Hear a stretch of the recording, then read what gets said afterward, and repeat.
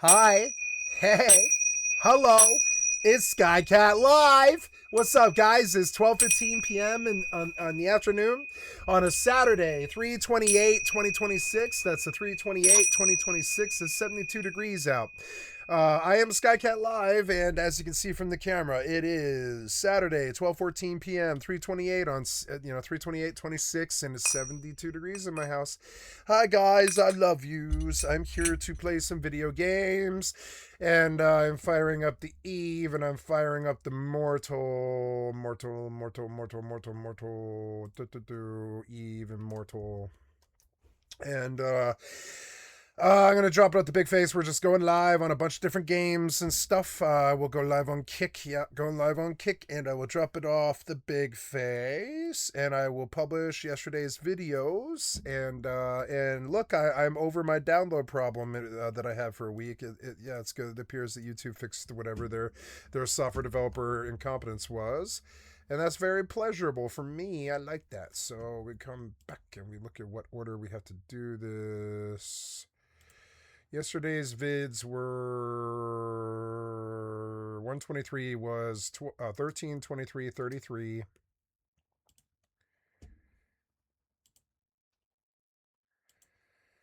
Nope. Wait.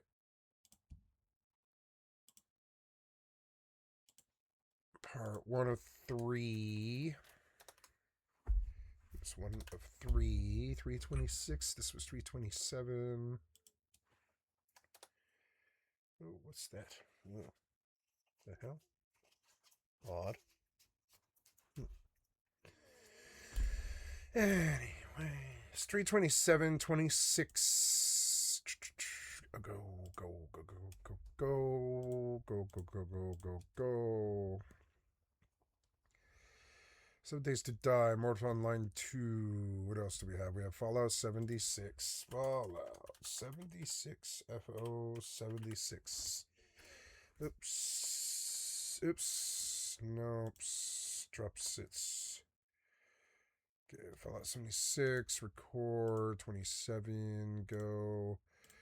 On Gaming Eve, on Moderation Strict, go, next, go, public, publish, go. And there we are. That's the first one. Then we come through and we mimic the and there's initial check problem, reuse, the initial check, they allow it. Okay, part 2 of 3. Upload thumbnail, share, show more, go, recording date on. Okay, category on, go, next, public, go. Public, publish, go, publish, go. We're going to get in on the Mortal. In on the Mortal, and in on the Eve Online, and in on the Eve Online. And then, I don't know, I think I probably will play 7 Days to Die. Yep. Then, close, and then we come back and we say, part 2, part 3, Upload.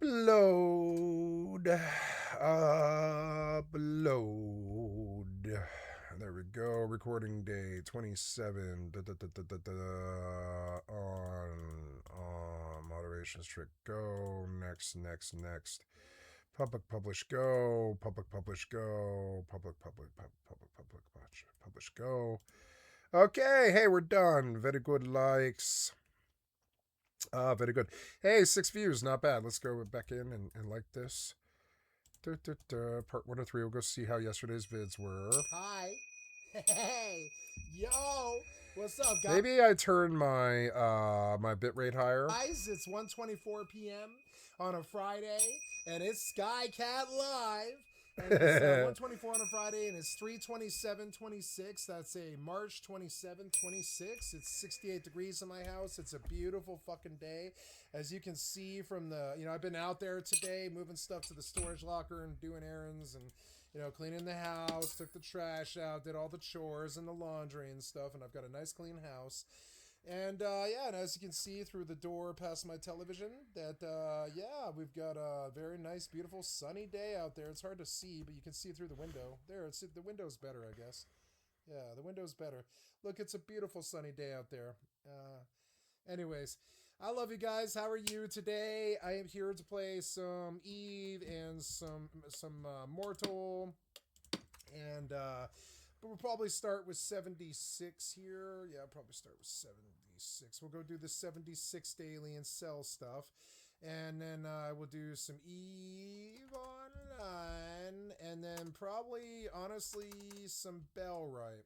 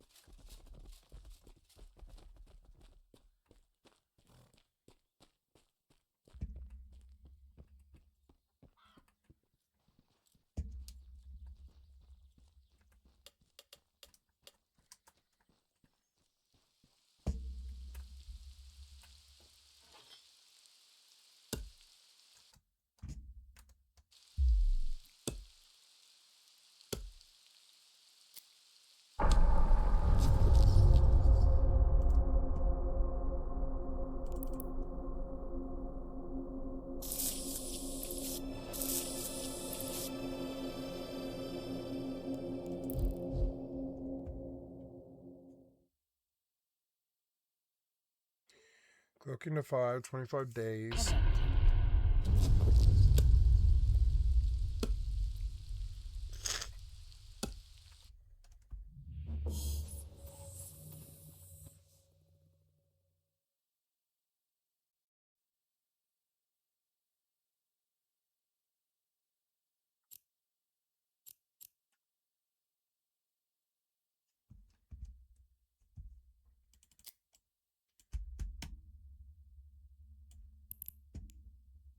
Oh, I missed the damn ice again.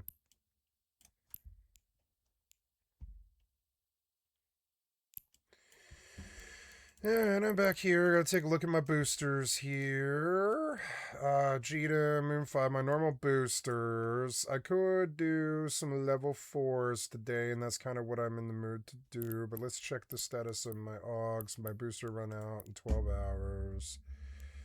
Yeah, we're doing level 4s today, are we? Let's go out in... No, that's my ice harvesting set. If I'm doing level 4s, I could just pop into my level 5 set, or even that set. I don't even use that set anymore. But these are for shield capacity, shield recharge rate, bonus missile launch rate of fire, and this is a +3 bonus to perception. These aren't as expensive as they used to be.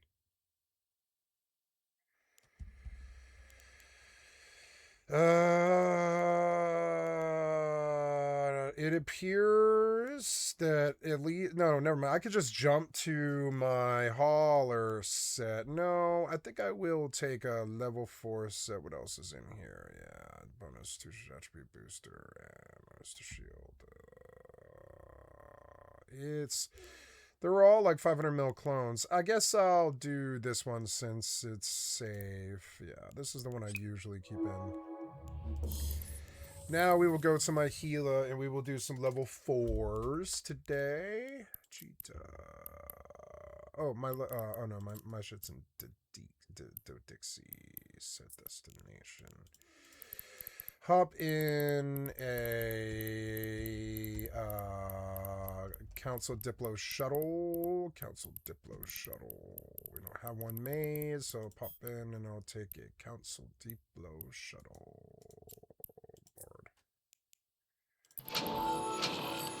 Council Diplo shuttle.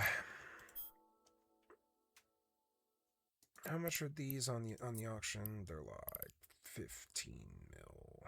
They have dropped down, but I could ask for 36, and it would be double the money. How much hypercores do I have? How much does it cost to place shuttles?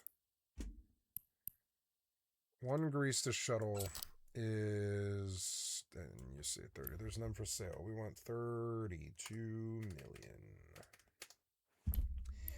3 hypercores. That's cheap enough, and I think I probably will try this. 32 mil.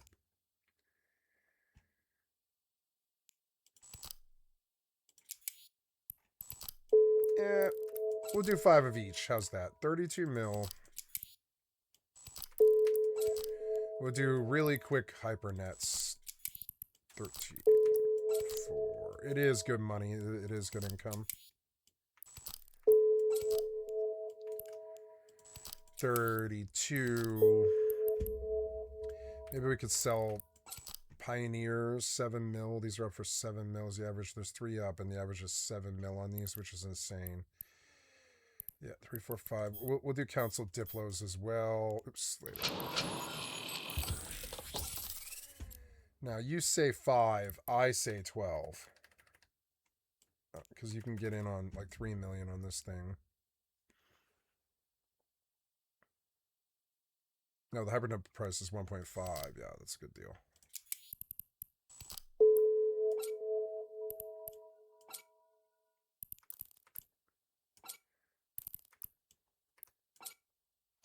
Oh, oops.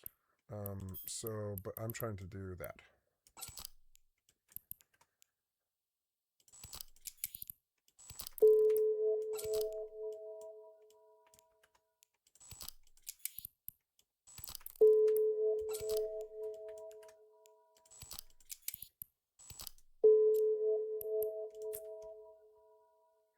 Oh, that's that Dominic's, huh?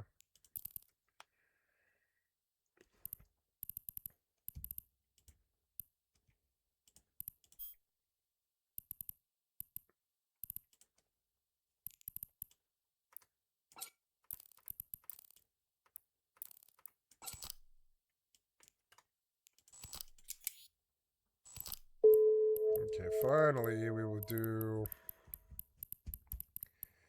5 Master at Arms boosters for 96. That is 12 million. Yeah, that's still a really good deal. 96. 96. 96.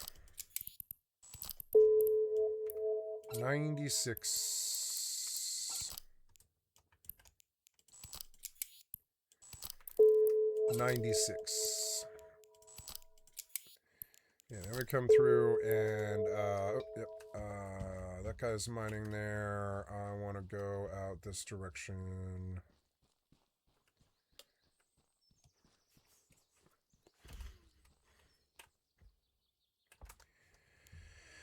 All right, now we go bet. I could go do this on my way. I just didn't. I needed to post first, so we can leave. I'm going to Do Dixie today. 14 jumps. Let's make this faster.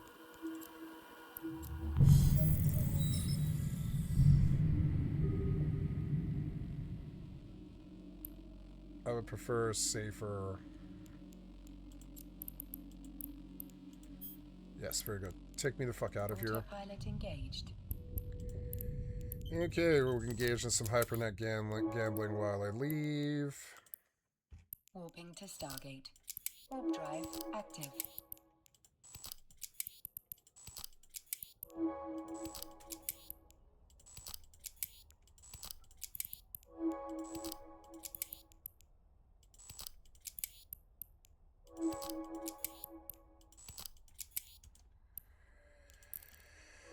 Okay, so I'm gonna change the skin on this thing. Approaching Stargate.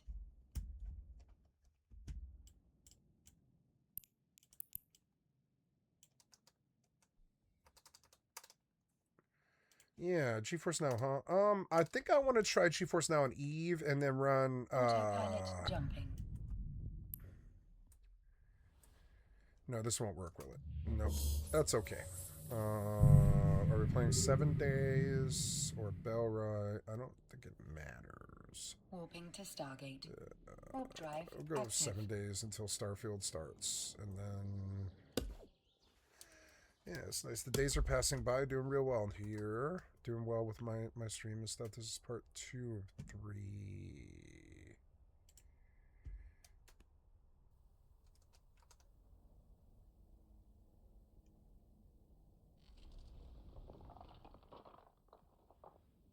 Approaching Stargate.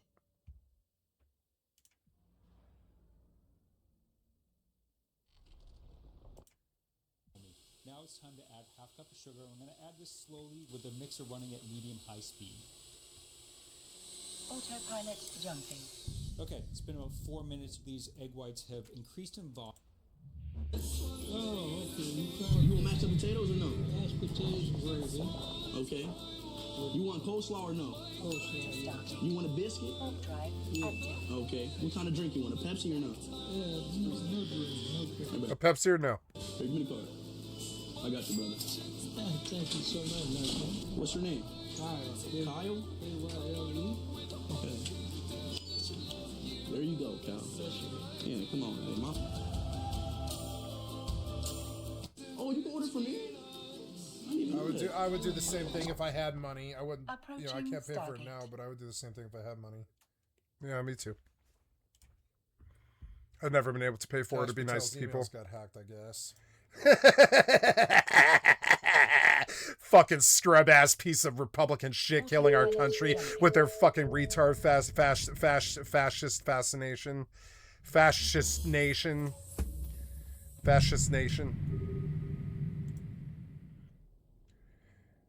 Warping to Stargate.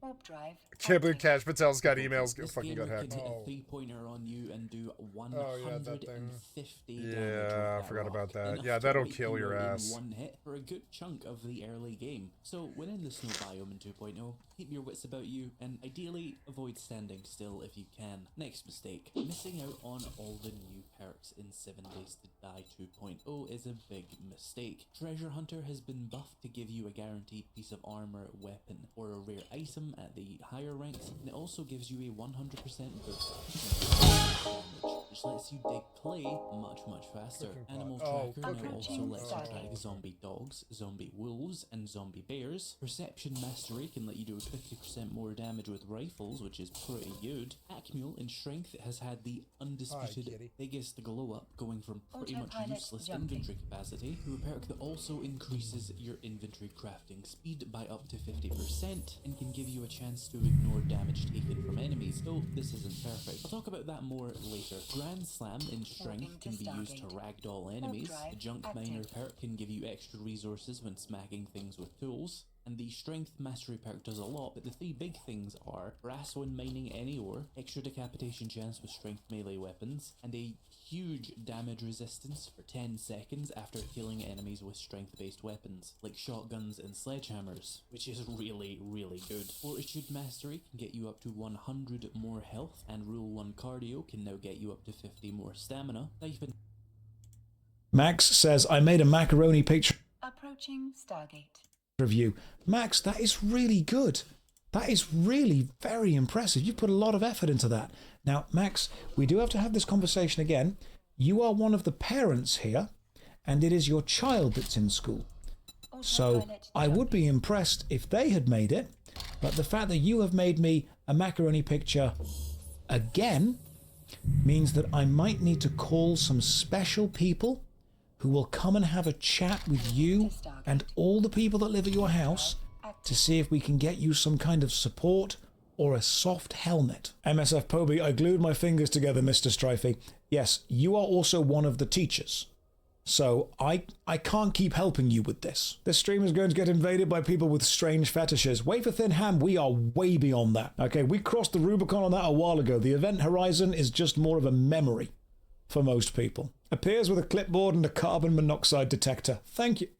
Inju, do you want to know something about needing a carbon monoxide detector? I literally have one on my desk. Like, this is one of the most important things that you genuinely Just can the know. visual If you alone. can, buy yourself a carbon Chef's monoxide kiss. Credit detector to you. and put it They're not entitled. wherever you are. I'm not even kidding. I want to know that if I'm going to go crazy, that's the reason. What is the event horizon? So, if you are actually asking, the event horizon is a moment where an event cannot then be undone. So the best way to describe it would be if you were leaning back on your chair, there will be a moment eventually where you are definitely going to tip over the back of your chair and you are not going to be able to come back from that. That moment is the event horizon of that tip. It is the exact moment where the situation goes What from are you doing? still salvageable to it now cannot be stopped. It is also a very, very good sci-fi horror movie. Were you ever a teacher? Yeah, genuinely, for like 8 years. It's a really good film. That is the correct definition of a black hole event horizon. Yeah, there we go. That's when you can no longer escape the gravitational pull of that. I also do choose to believe that Event Horizon is just the prequel to Warhammer 40k. Why the carbon monoxide thingy?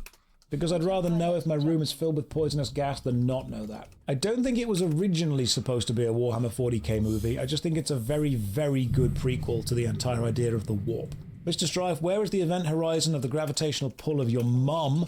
Oh, goodness. Oh, you made a good your mum joke. Do I need to call home and have a chat? Do I need to call your mum and have a chat? Because if I do, I'll just have a word with her later when I see her. Why would your room be full of gas? Genuinely asking.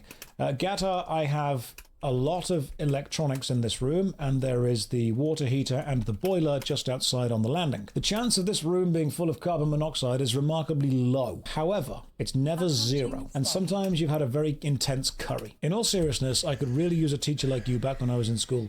Well, a lot of the students that I worked with had a good time, got some good grades, hopefully taught them some decent lessons, and then the educational system became about rote memorization instead of actual curiosity or encouragement for learning. So I'm like, nope, I'm out now. How is the carbon monoxide detector helping increase your DPS exactly? So I think I do more damage when I'm not actually dead, and I am playing hardcore. So I don't get a second chance at. What did I teach? Combination of drama and any other class that needed a substitute teacher for the time being, because nobody cared about drama, which was honestly quite fun. That sounds very dramatic. Yes, it was. It's good fun though. Drama classes are mostly about confidence. Other kind of teachers or parents didn't really understand that the majority of drama classes were just about teaching confidence. And now I can teach YouTube drama. If I ever need to become a YouTube drama channel, I will have it locked down and in the bag. Drama is also really good about creating empathy, because you basically take the kids that cannot empathize with a situation outside of themselves and say, okay, you are now playing this character.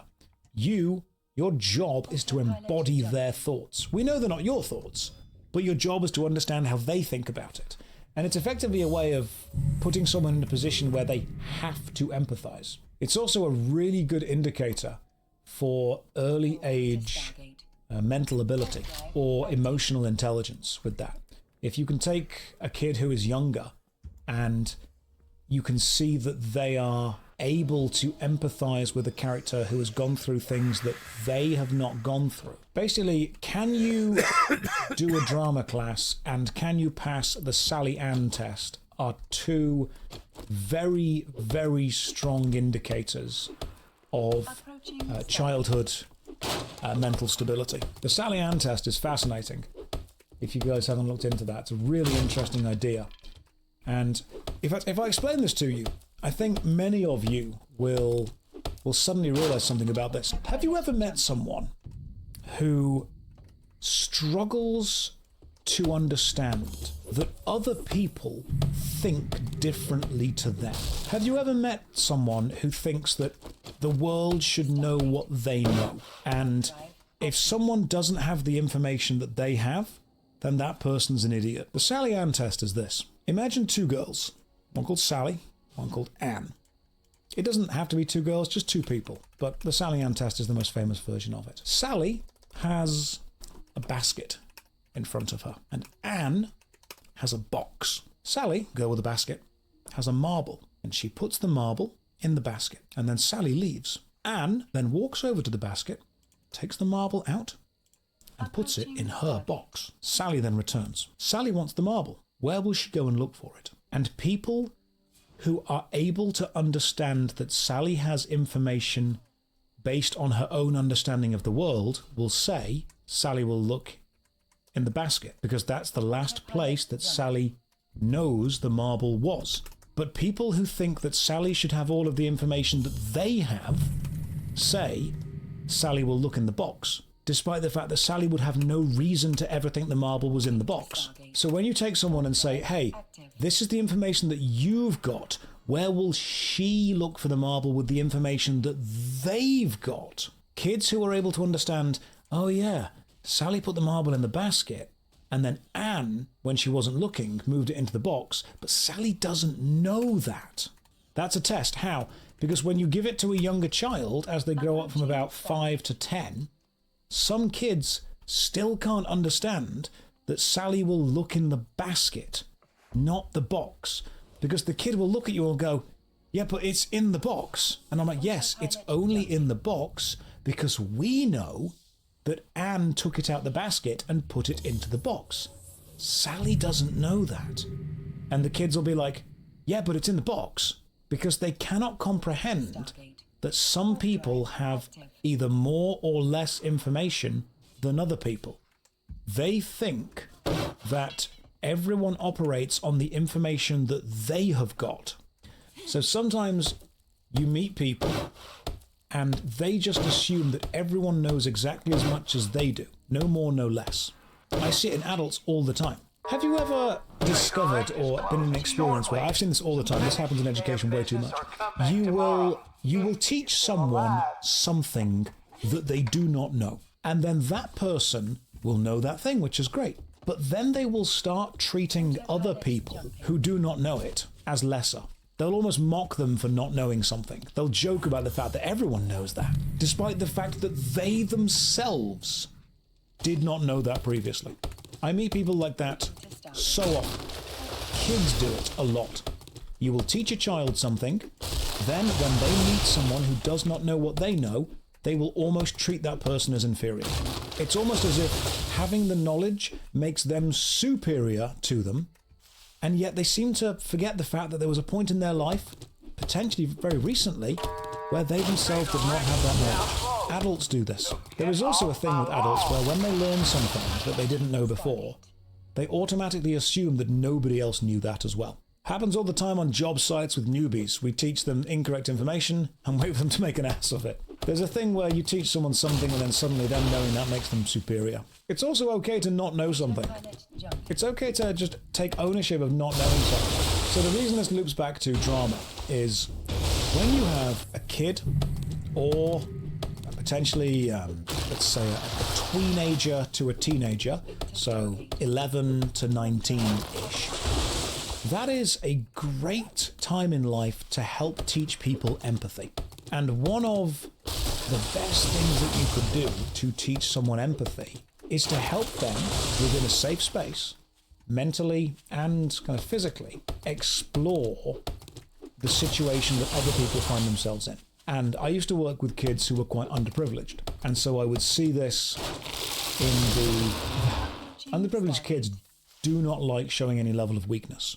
You really can't show any level of weakness or any level of not understanding because then your peers and your friends or the culture tends to bully people pretty harshly. You have to know everything. You have to have an answer. You have to be capable.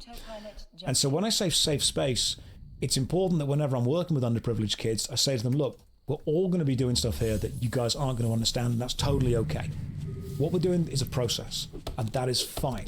I want to see you be willing to take the risk and willing to fail with this, and I will fully support. And then you allow those kids to kind of experience and explore a life that they may not understand through a level of performance. And that is super important for them. So to me, the strength of drama was the ability to teach people empathy.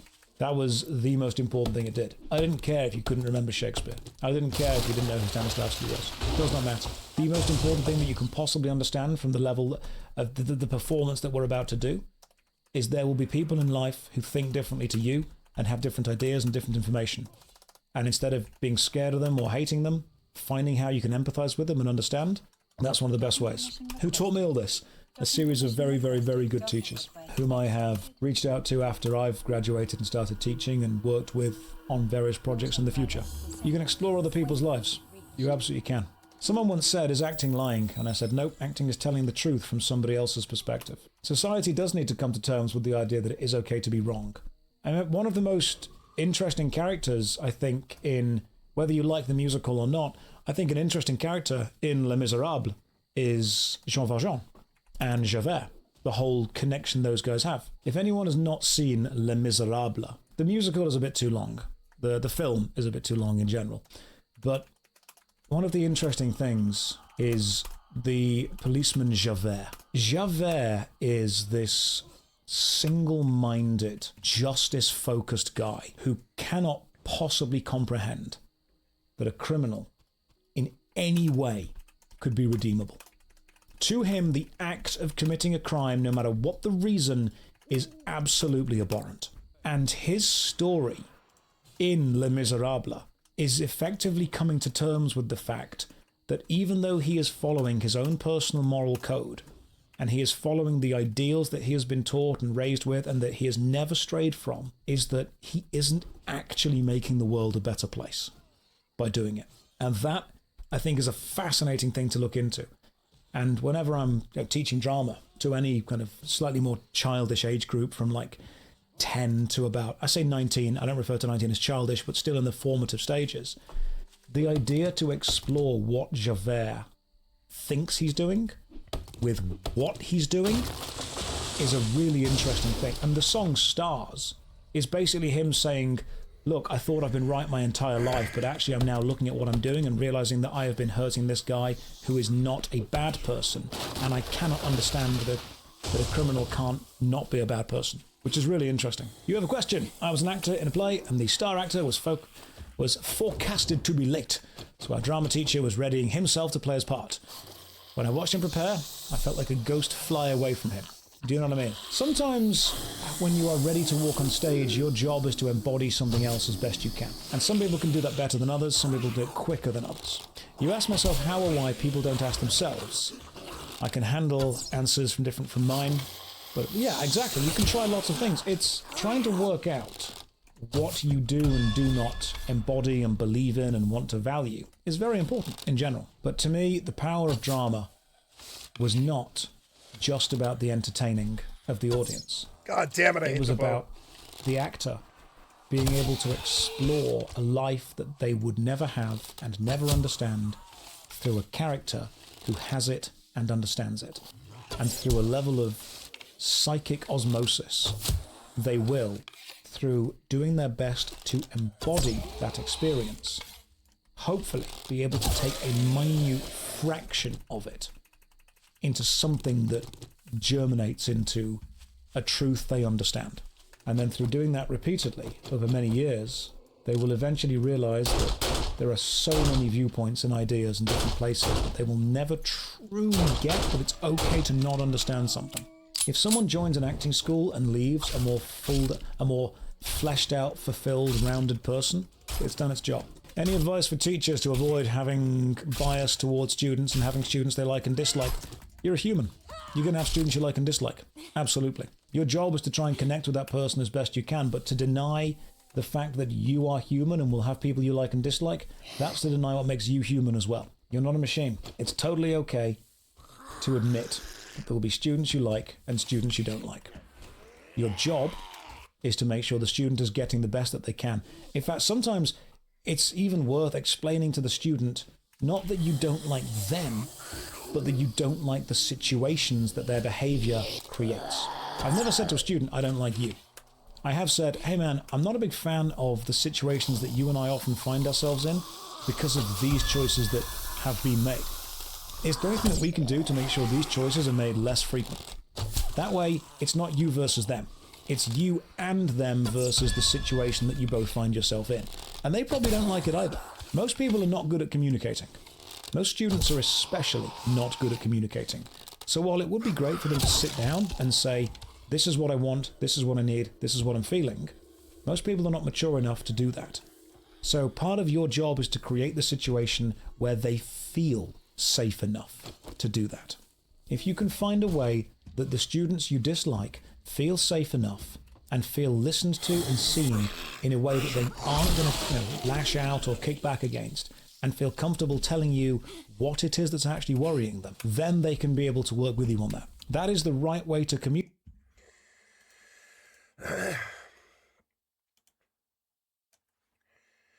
In 7 Days to Die, every time I use a shotgun or I make a headshot or I blow something up, I get a terrible lag that lasts like a second, and it almost gets me killed.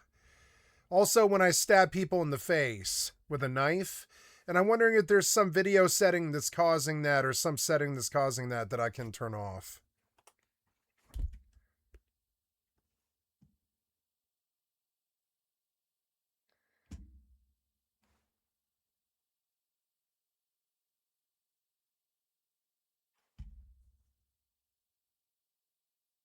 Reflections, okay.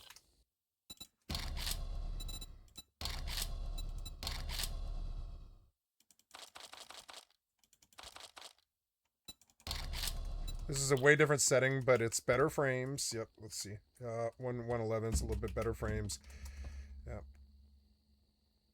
Lower your particle distance and particle count. Let's reduce we need the boom measurements. Particle distance and particle count.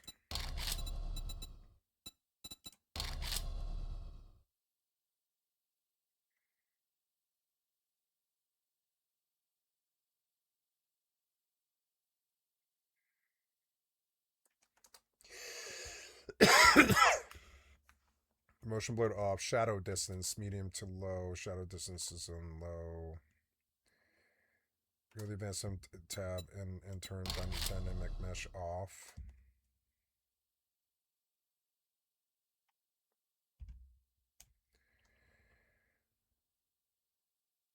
Object quality, higher, medium. It affects how quickly gives. It's going to cause that 1 second hang. Okay, higher, medium, and then also. So, let's bomb out real quick. And they want me to turn dynamic mesh to off.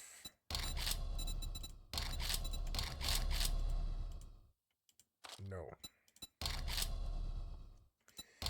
Then mesh distance. Which would the diameter 500 meters would be about right. Yeah, 500 meters is about right. Mesh quality, yes. Land claim only. Land claim buffer. Max region loads. Number of load the same power effects. Yeah, but why would I? Okay, yeah, like so when I cross the line, it only loads. 2 would be better than 3 max. That one I don't care about, so. Okay, that's the stuff that I can do to prevent that terrible lag when I stab people in the fucking face, because it will get me killed. Full-blown killed. And so I have to be very careful about that. Hopping in my Gila today, we're going to take a look at agents. Level 4 combat agent has offered me a mission. It is intercept the saboteurs. I will accept. I will review my ammo. 1,800 missiles will do for now. Mobile tractor unit. Drones are good. Let's just take a look at repairing them. Get repair quotes. You know, I think I want to take a look at these on the market. And just see what they're at in Dodixie right now. I mean, that's cheaper than I'm used to. Could blow 100 million on fucking drones. I'll buy those two. Fucking cheap.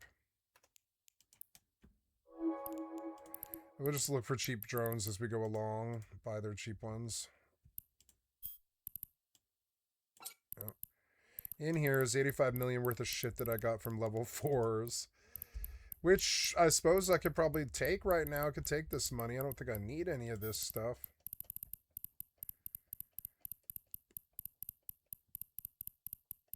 Hey, look at all that crap.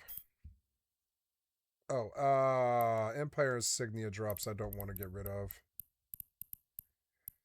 Yeah, these things, I want that. Those things we will stack up. Those things are worth something else. But all the rest of this, repackage and sell. All the rest of this we will sell on immediate. Make this bigger.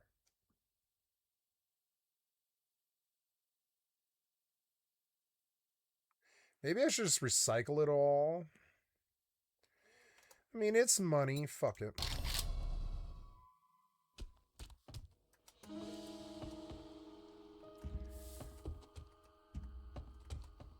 I've learned to chop trees at night. Stone and wood. Oh no, this, yeah, that's gonna take a repair kit. Repair. Yeah, I like to plant trees at night.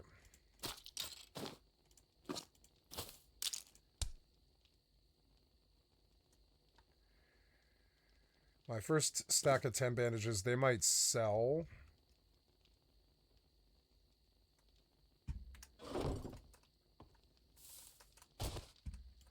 Yeah, we can just fucking farm.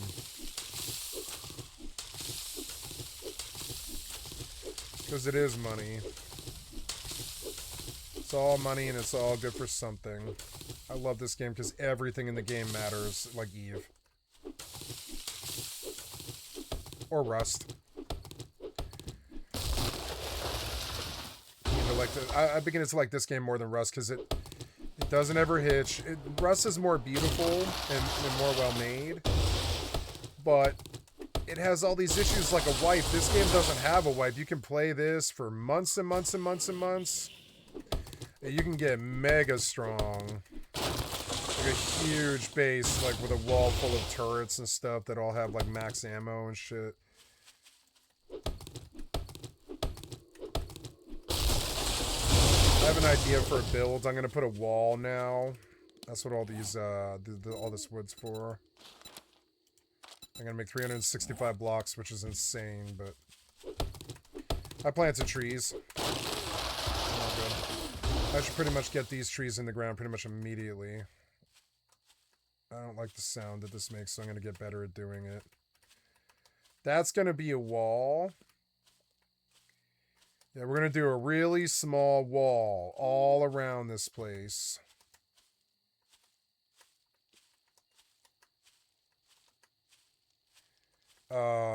But yeah, so I'll plant trees in the back country, I guess.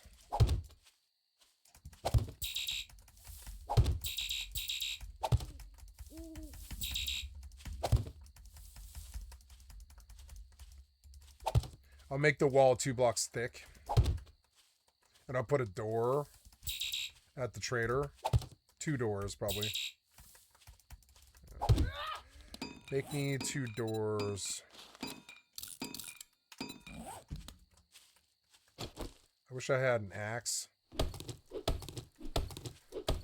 This is also, like, chopping trees is always really good XP, because that's what I would prefer that the map, like, you know, did. What was that sound?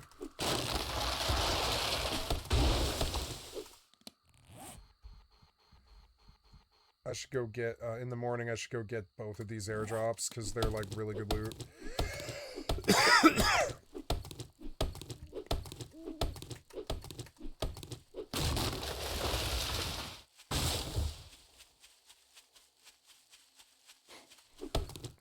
By Horde Night, I want to be proficient with M60s. So I could just spray the door, and I'll spray the door.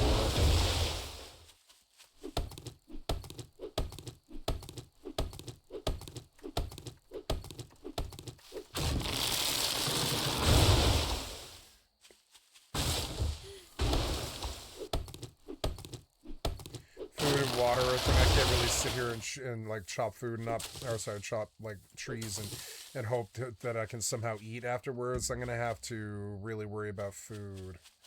Oh, I saw some corn somewhere. Where did I see corn? It was probably one of these plots, the ones that are like in range. Yeah, I saw corn somewhere. Corn will feed me for a little while.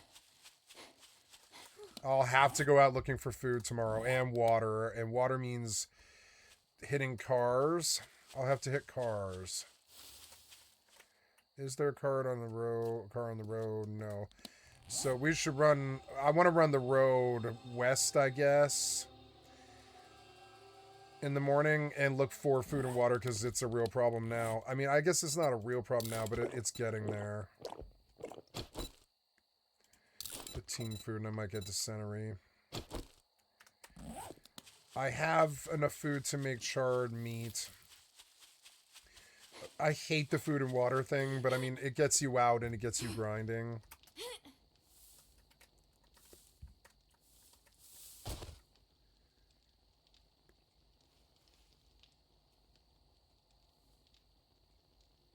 It would be better to seal these holes.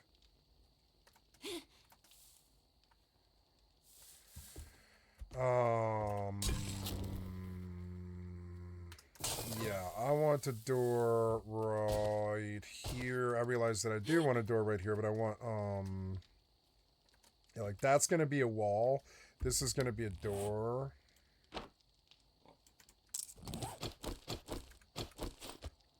Yeah, like right about there.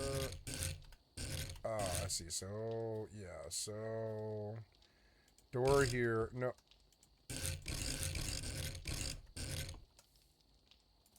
Door here. Door here. Then wall. Maybe even another door right there too. Yeah. But then, oh, what's that sound? Oh, that's a boar? Yeah, reload. Oh god, it is a boar. He's right there. I better get elevated. He'll kill me. We gotta sneak open him.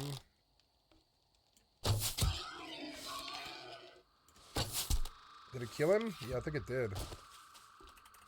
Nice, that's good. Free meat. Yeah, free meat. Free meat is good right now. I really needed this. Thank you, thank you.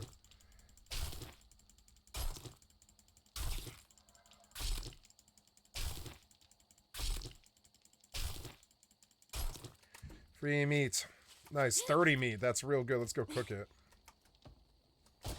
Oops. So now, what was the malfunction there? You just wouldn't jump, or what? Yeah, I can't jump because of what? That ring? Okay, so... Bust the door. God damn it.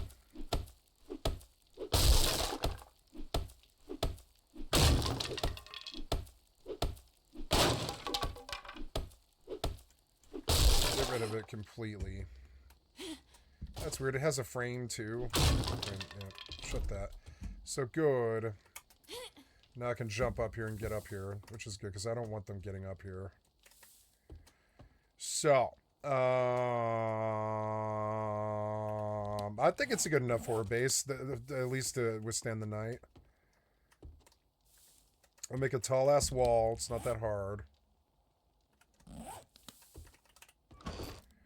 If I die, we'll see. We'll see what happens. I need boiled meat.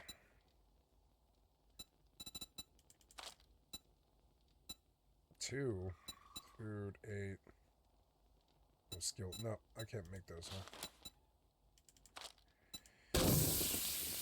5 of those. Do I have any more meat? No.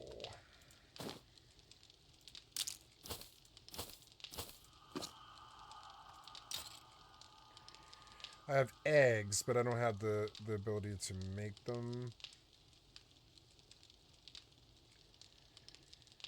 I don't have water, but I can probably buy that if I go out on the road. It's 3:30 in the morning.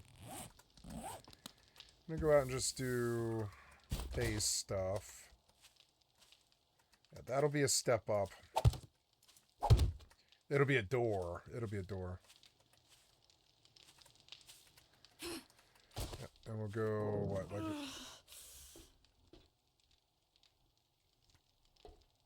Yep, and we'll do out a little bit, but not very far, like 2 blocks. Yeah, 1, 2. This is the Minecraft I always wanted. Yeah, Minecraft was boring. I might main this game actually for a while. Because it has really good fucking solo play. Like Minecraft. Is that right? No. Yeah, if they get in the buttress of it. Yeah, it's kind of close. I'm going to do one more block that kind of separates them. Nope. Separates me, excuse me. Separates the wall.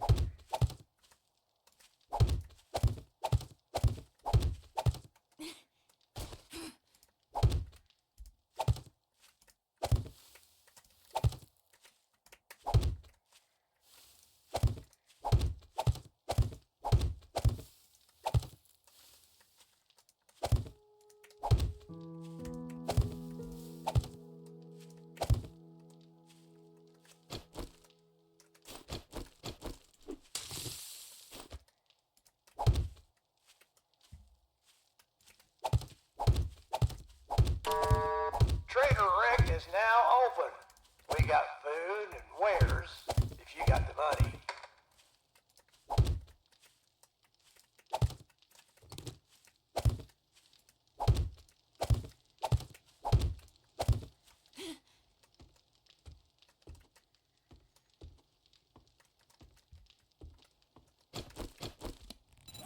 I'm out of wood. Yeah, we have to worry about food and water now. Should this be unlocked?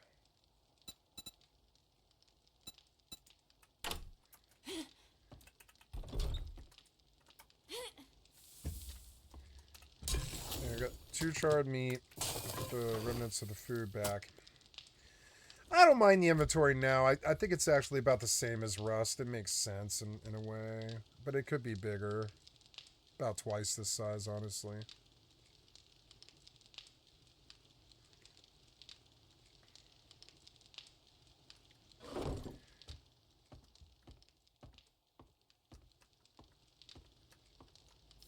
Okay, so... I want to go seek food. Let's go upstairs and see. This game needs binoculars pretty bad. I saw corn somewhere, but I really don't remember where. And I think really the best possible food would be to run the road north in a big circle and come back, so I probably will. I don't have any wood. I'll have to chop a tree. Ooh, Hardcore 7 days is good. I don't want it interfering with my star field or whatever, so I'm thinking that I maybe should go offline Steam for 7 days. I like this mode, but I've come pretty far here. I don't know if it'll save my save or not. We'll have to see. I guess I'll go determine that, but I don't want to be on GeForce Now 7 days, because I know it's going to lock me out of all my fucking games. 18 mil. I don't know. That doesn't sound right to me. 18 mil for this. Let's try something else. Let's reprocess all of it.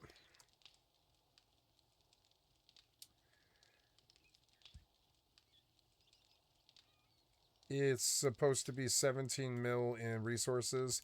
They will sell no matter what.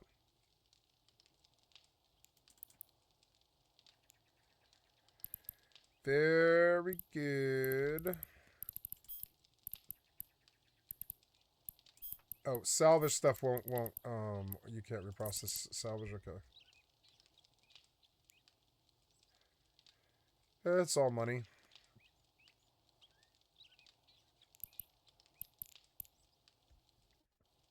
$205, which is in 4 hours at 5 o'clock, okay. 4 hours from now, oh no, that's 8 hours, no, 6 hours from now, which would be, yeah, that's 6 hours from now, will be 7 o'clock, yeah, 7:35, something. I'll miss the mining op.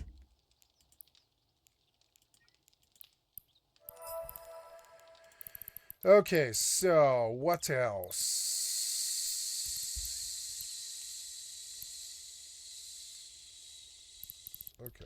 So oh, I sold my I sold my missiles, but they're really not worth very much. But yeah, we could probably double the missiles in here, like 1,000. Let's buy 1,000 of those. In station, we'll buy 1,000 of these. Yeah. Ooh, cheap.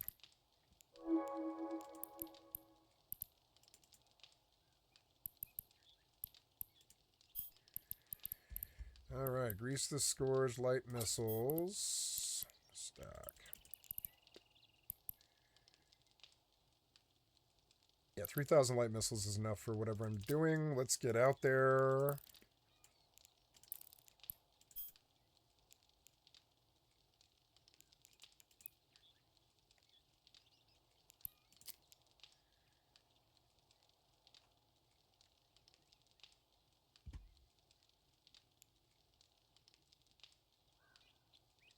Otane, intercept the transport ships.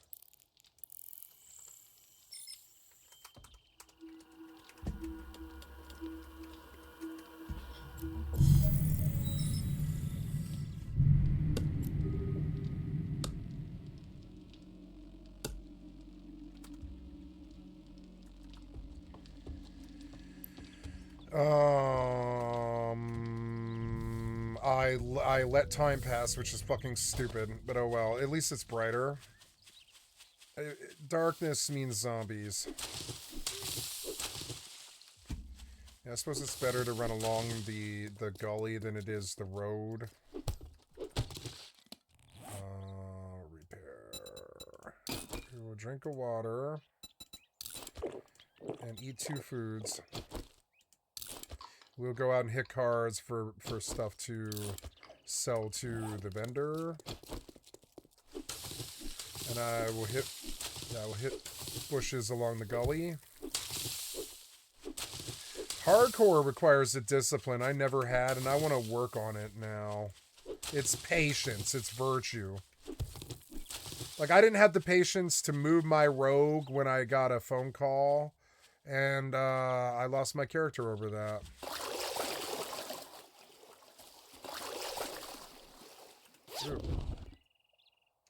Ooh, that's a good find.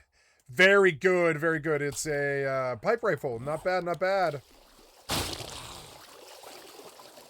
Oh, God, get out.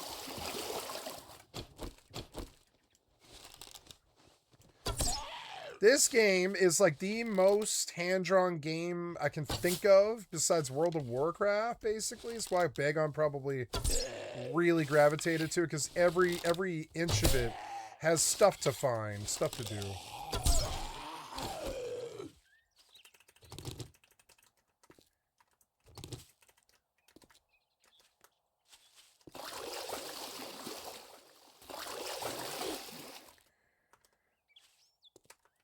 We're going north. I guess I'll go grab. I'll take the road north to go get the airdrop, and that's my excuse for hitting cars and stuff, is go get the airdrop, and I'll follow the road to do it.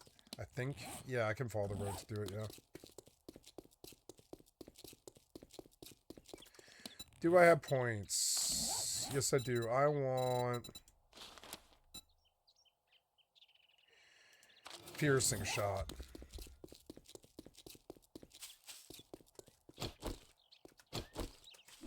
I think I want to switch these up. There we go.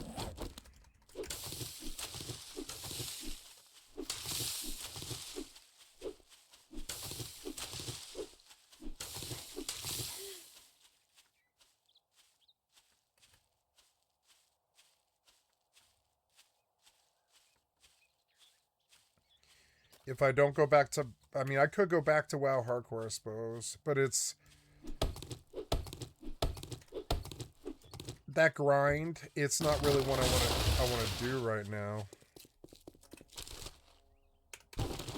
20 rock is good. Here's a different road going up, but I haven't seen many cars because I already ran this road. I suppose this is the road to where we're going, though. I've got to dig that that one mission. Oh, damn.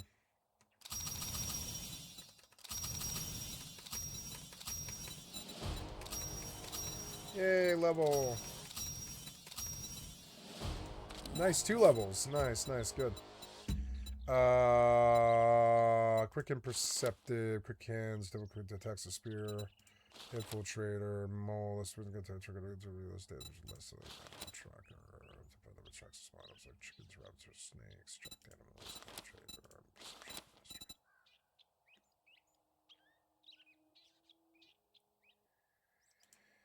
This one requires perception level 6.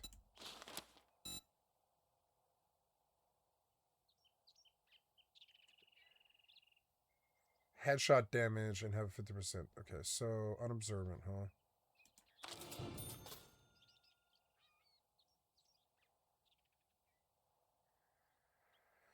I mean, yeah, but I think I need salvage operations. Yeah.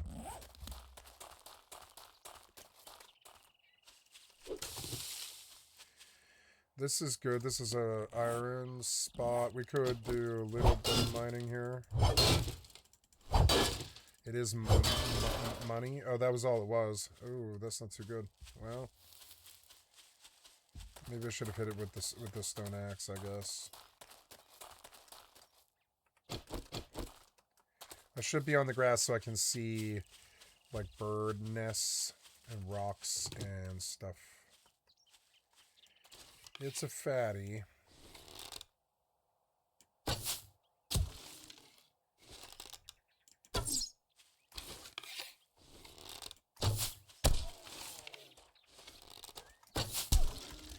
The bow reminds me of Morrowind. The last time I played a game with a bow like this, it was Morrowind.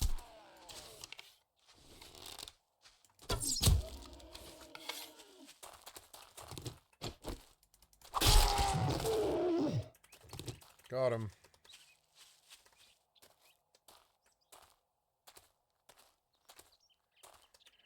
There's a car. It's probably worth a jaunt off to see. Here's a lumberjack. I missed his ass.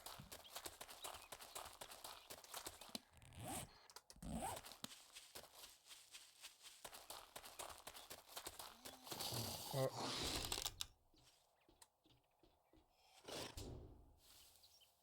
He aggroed me.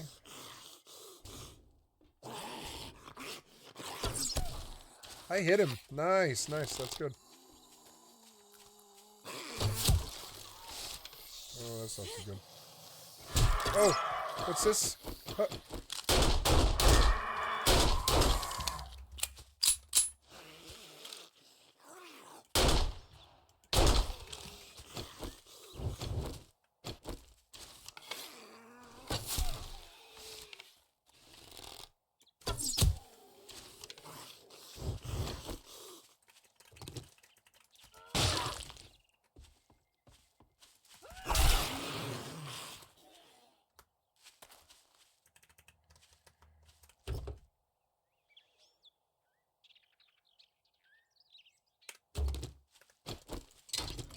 Oh, thank God I've had a wretch. It makes it so much better.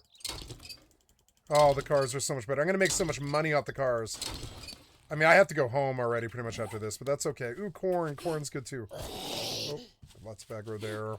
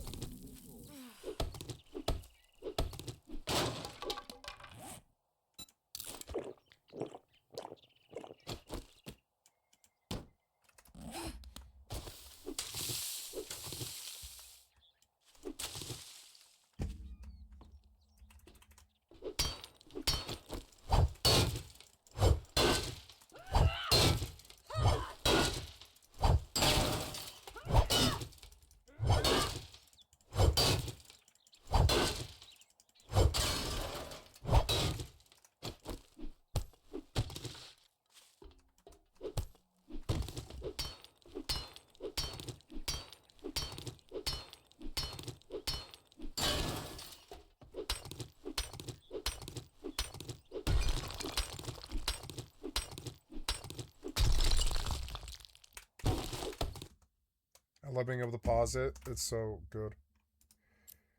Oops, we want to jump through to button jump. Warp drive active.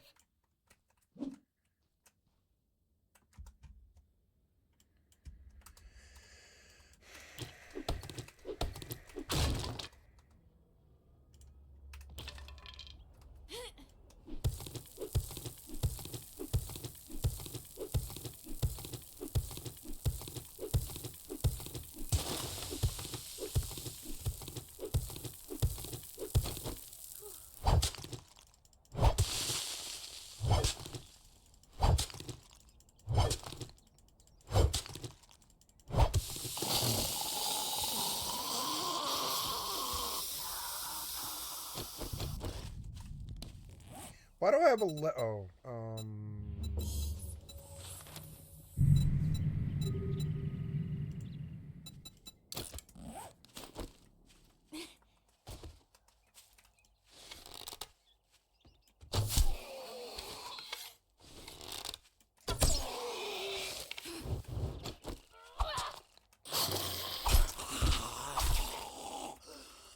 I like the combat a lot. More than Mortal. I like the combat more than Mortal somehow.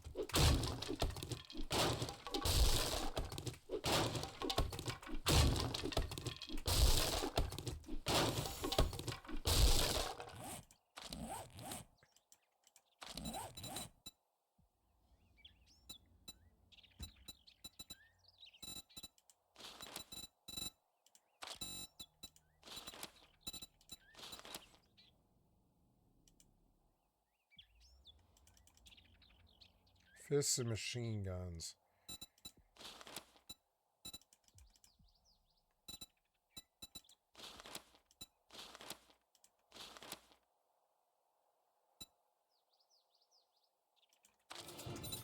I don't need that point.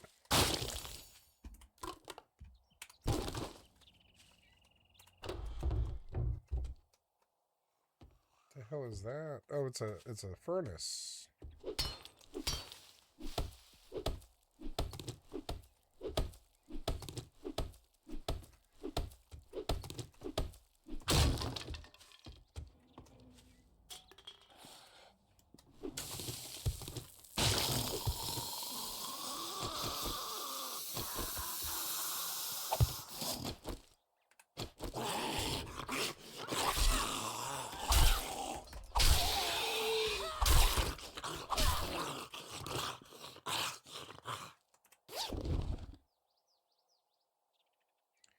Tattered cap liner. Ooh, burning shaft mod. That's good. Nice.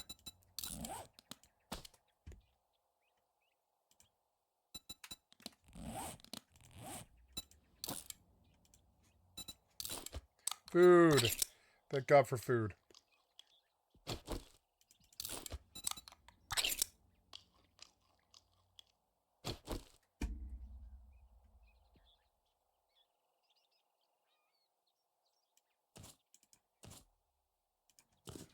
Meds. Oil.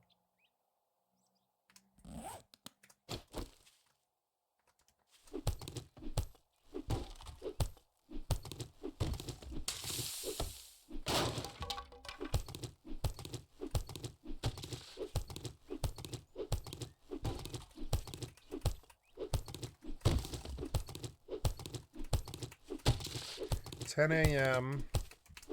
I like the RP of this. It's super good. Anyways, take me to this place.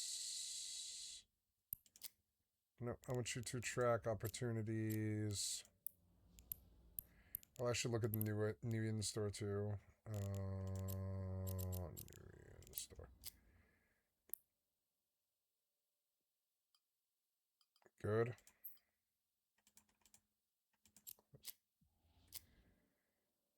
Please, I told you to close, not open. Close.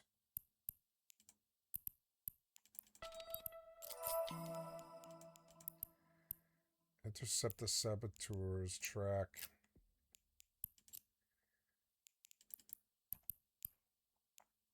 Warp drive active. I'm going to turn the frames down a little bit.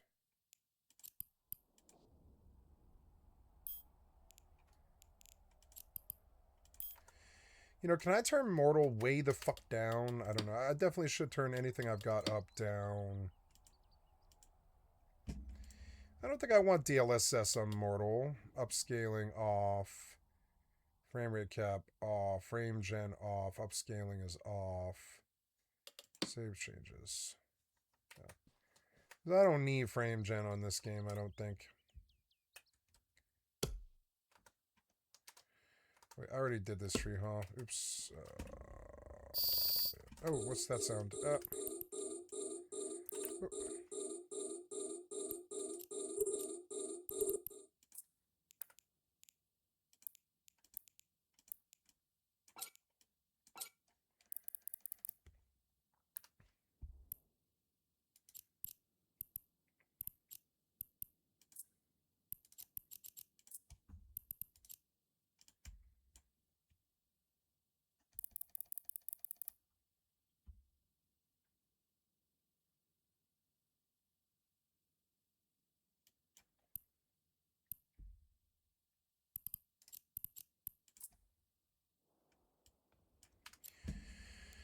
Oh, that stuff should be down, down, down, down. Oh, reflections can stay on ultra because they're not very heavy. And put this back. Let's go.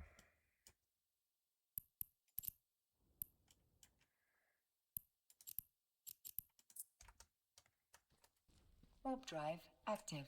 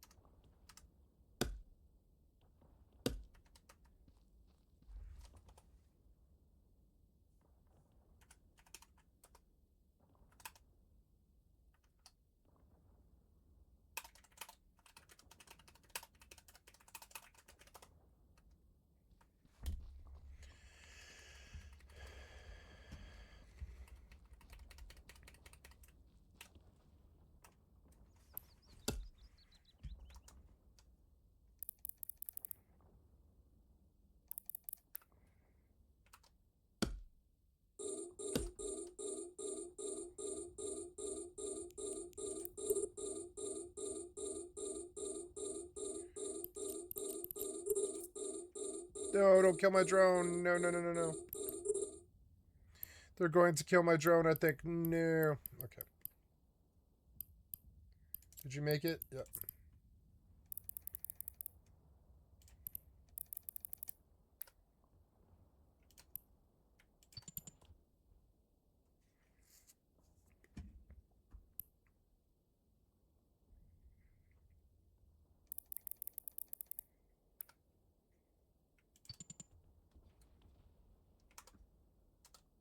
I love that you can pause this. That's so sweet.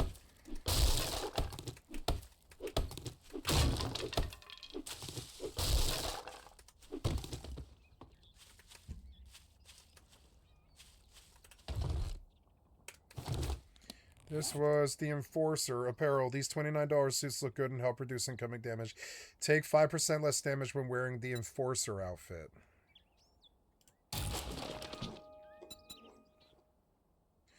Blueberry pie is real good. Ooh, a level 3 bone knife. Not bad, not bad. Mod. Don't have anything in it. Okay. Scrap.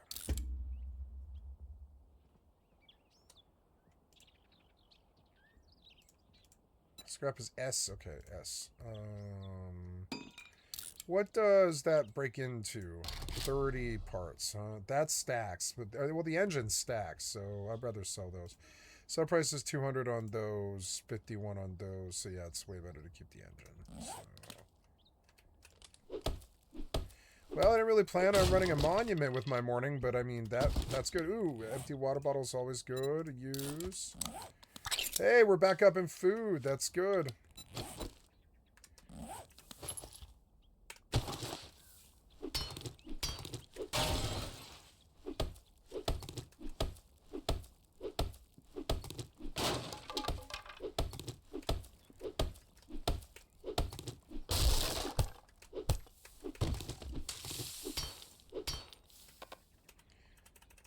I can't now. Oops.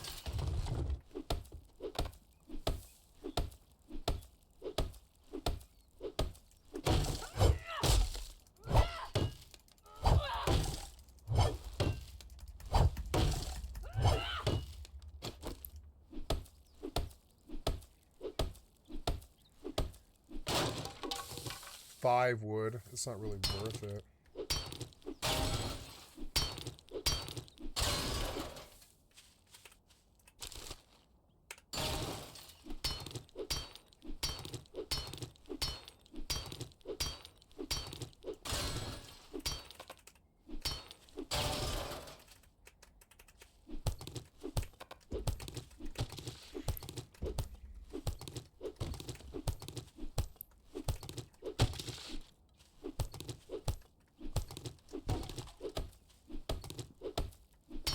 Solar panels? Yeah, solar panels.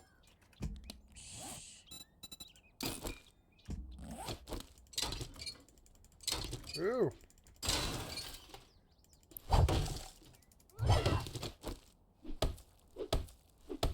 Communicate with a child.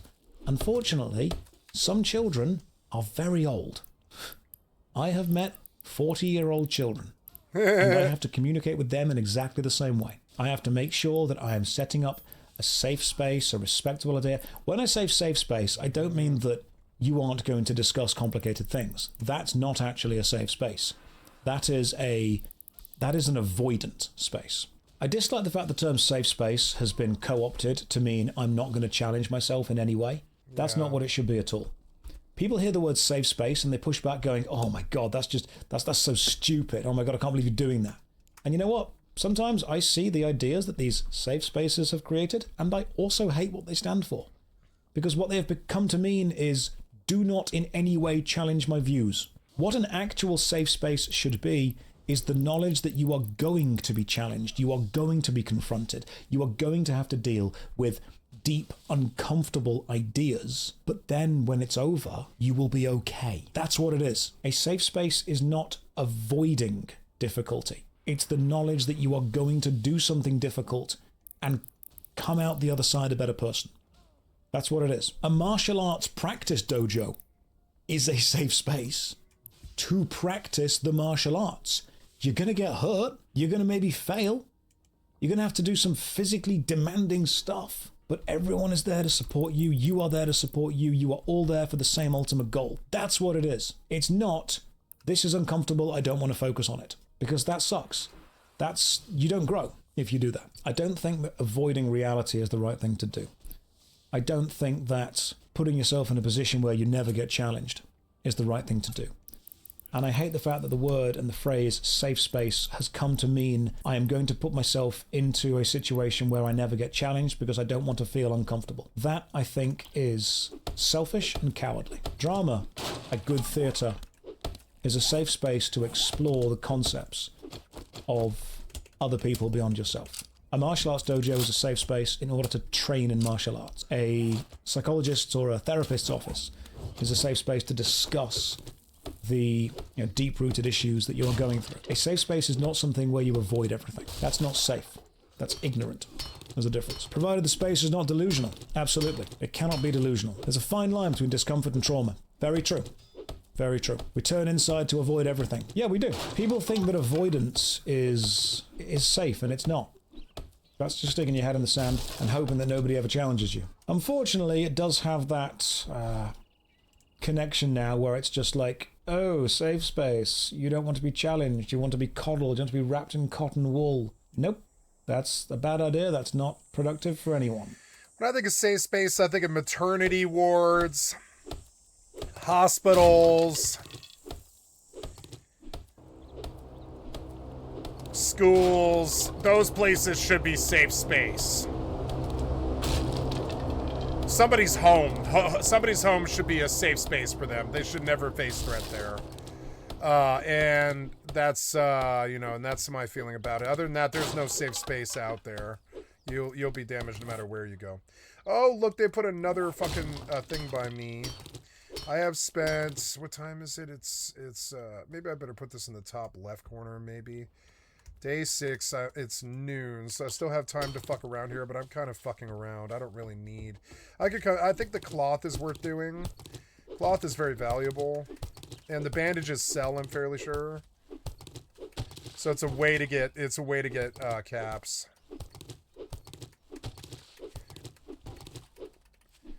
Yeah, I don't want this game locking me out of stuff like... What the fuck was that? The fuck was that? Must have been something I did.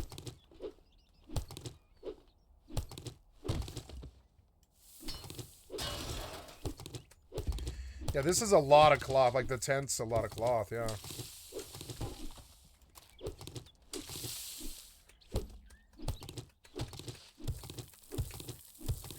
I think next month I'm going to buy all of their DLC. It'll probably be like $20 and I'll buy it all. I want to support this company.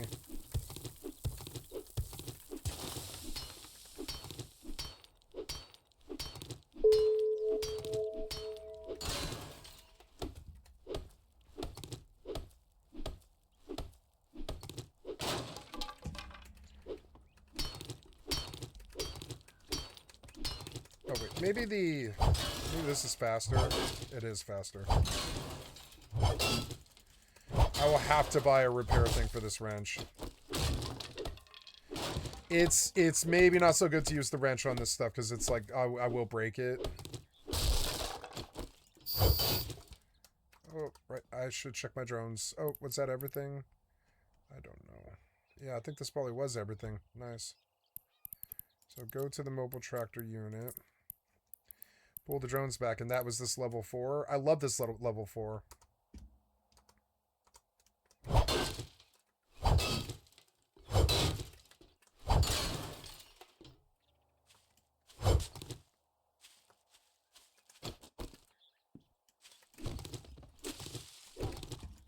All stuff that I need. I'm looking around for anything I might have missed. Any kind of underground thing or something. 6 nails. I am so full I can't even well, I don't know. Like, I want you to eat that mushroom yet. And then I'm out of water, which is very bad.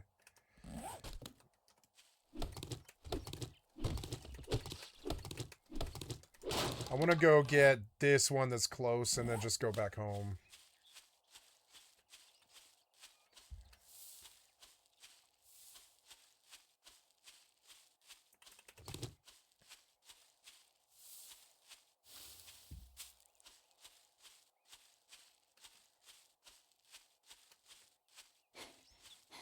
Ooh.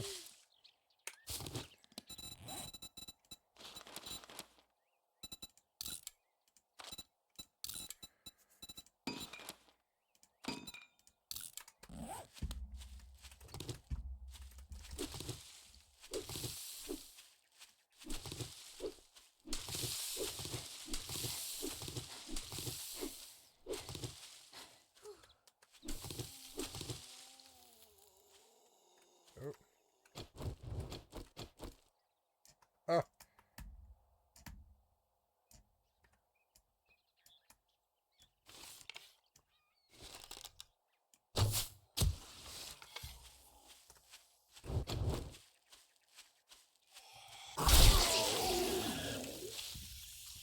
I love how violent visceral that is. Ooh.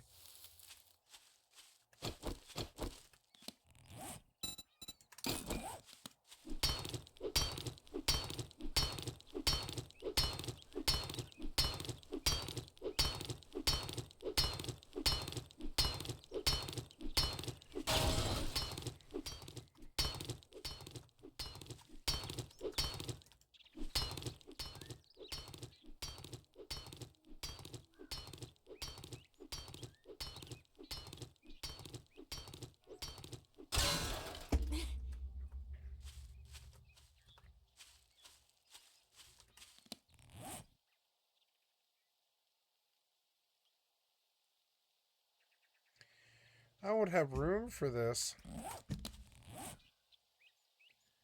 I best go back to the trader. I'll just let her walk forward for a while until she stops running. Okay, is everything in? No, this cargo container, I guess. It won't... Oh no, it is being pulled in, I guess. But whatever, we can go to it.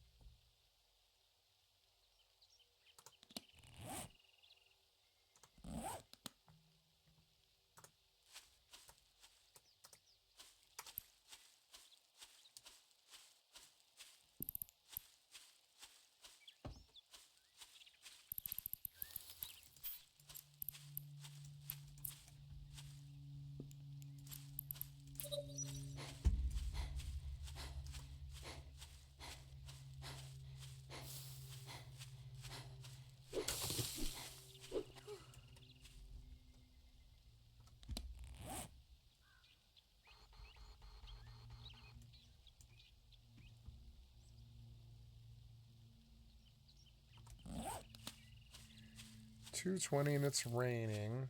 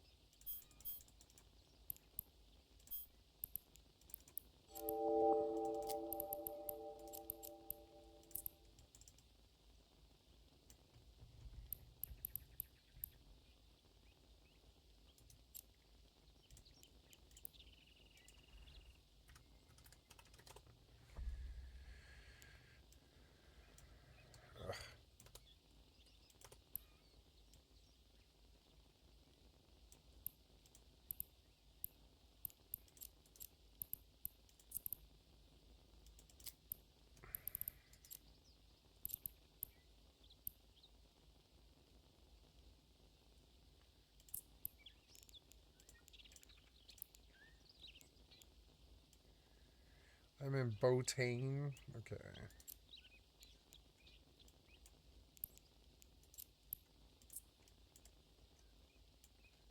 Warp drive active.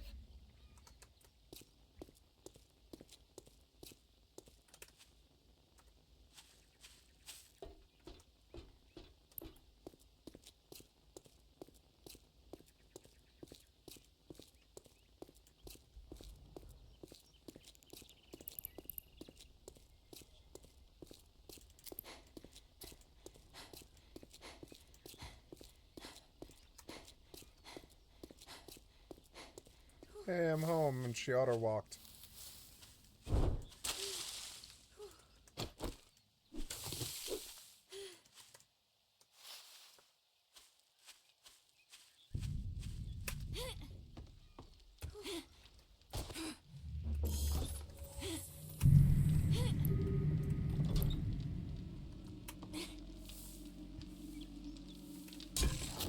Five meat.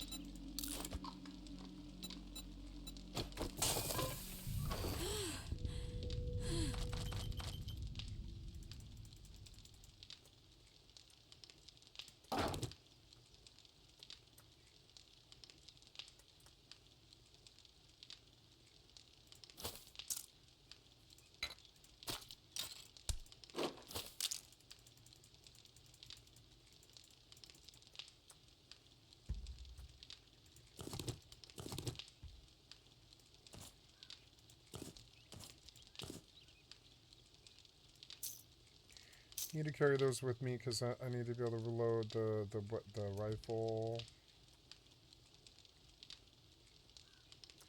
Feathers are always good because I can make arrows.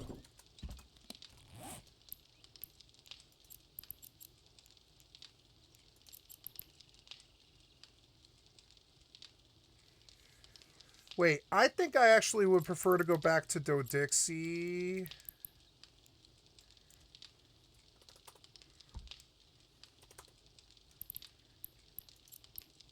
Never mind, just go to Dodixie. Warp drive active. And then I will go to Grillier, and then I will go to Botane.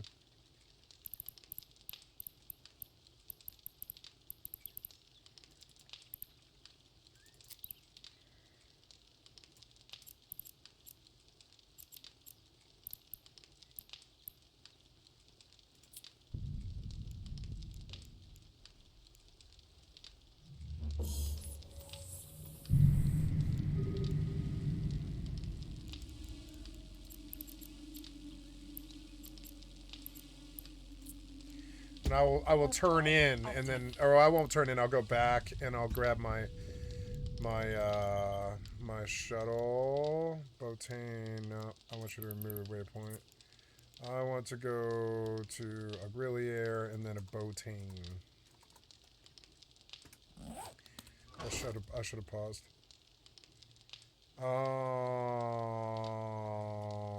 Yep. So let's see what else. We have stuff to sell. Stuff to sell. This is a retracting stock mod. Let's see if it works for this thing. Docking permission requested. Yes, it does. Very good. So then what else do we sell? We sell... Docking request accepted.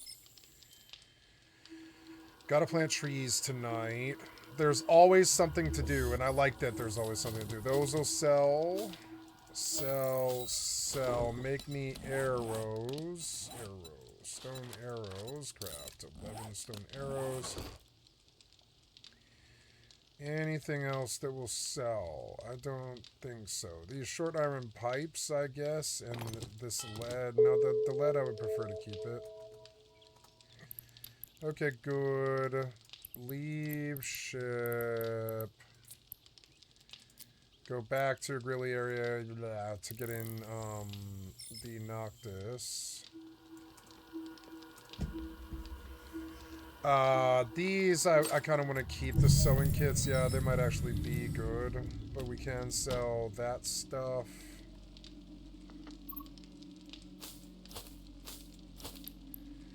I'm gonna need... Oops. Yeah, need you to go.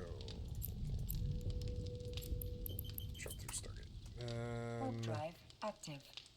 Scrap polymers, we'll sell them.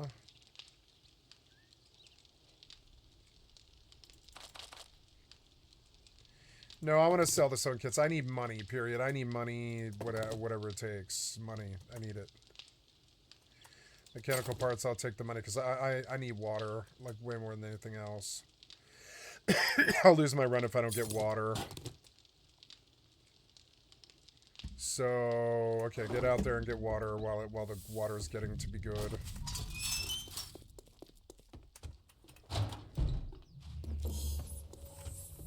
If you want some fat, what are you, a zombie? Decide already. Sell. Sell.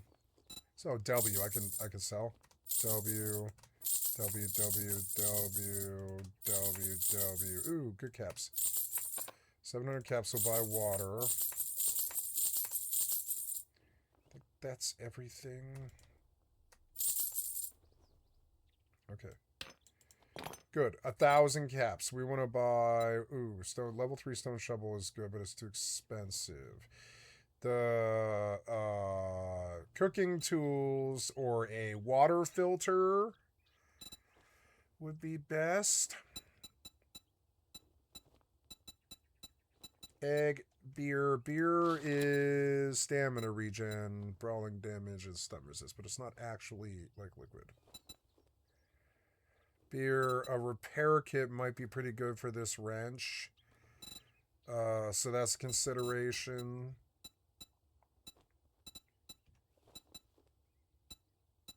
Wasteland Treasures, Volume 3, Gatherer. What's a Gatherer? Surface killing way to do a collection. Cooking Grill. Cooking Grill would be good, because then we can make better food. So we're going to buy that, and the rest will have to go to water. 3 waters. All that gawking at goods, and that's all you buy? Yeah, unfortunately. I'm just going to go south.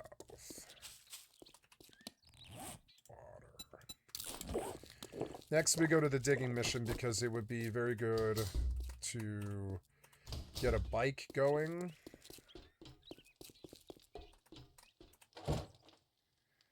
Ooh, Forge Aheads. Good.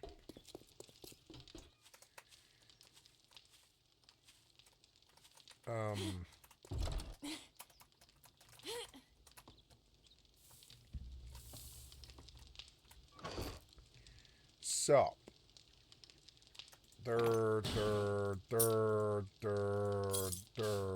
and antibiotics. My cooking grill. Eat some... No, I don't need to eat some food, but I will take the food with me. Food and water that I can carry with me, which is good. We're going to put this away. And now I can make boiled eggs, egg and water. Ooh, egg and water, boiled eggs, huh? Boiled eggs would be good, but I don't want to use water. How about bacon and eggs? Nope. I can cook charred meat. Boil meat takes a cooking grill.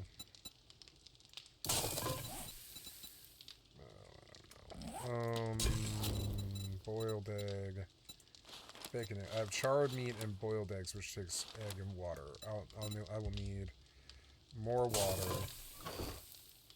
If I want another water, I can go get one, and it takes time, but it's probably worth it because it'll extend my time out there. Tonight I will plant trees and chop trees.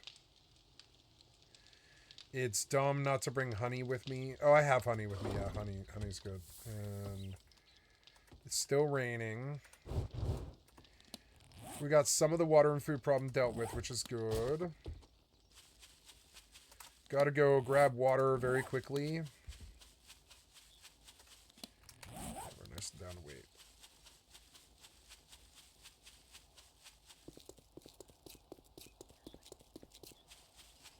I want one of those water filters for the mask because that'll solve my water problem completely. Gotta pull you in exchange for you.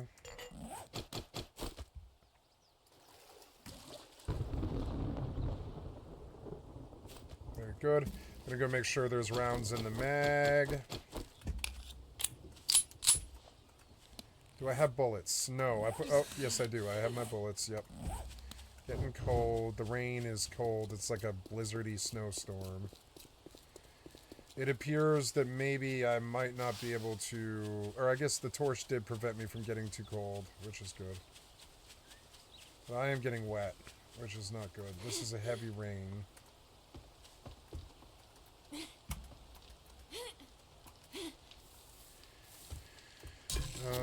We want to cook some water. Wait, what?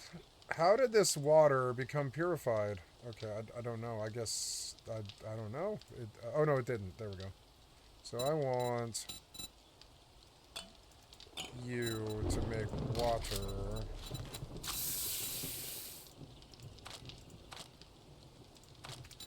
Okay, so I want to make water.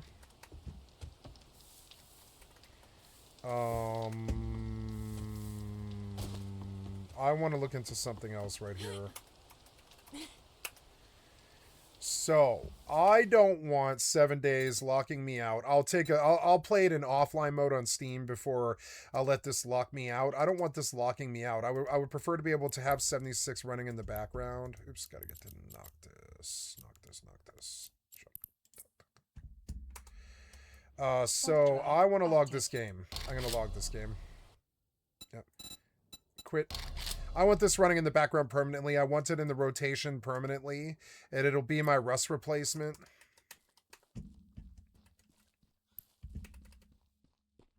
I mean, I'll play Rust on the white, but I mean, like I used to play Rust every day. I want to play 7 days every day. So yeah, we'll use the GeForce Now to run something else, or I can use it to run 7. No, stop. God damn it! I hit the space bar by mistake. So, I am going to. It's getting kind of cold out there. Maybe I should let my cat in. Looks like it's kind of late.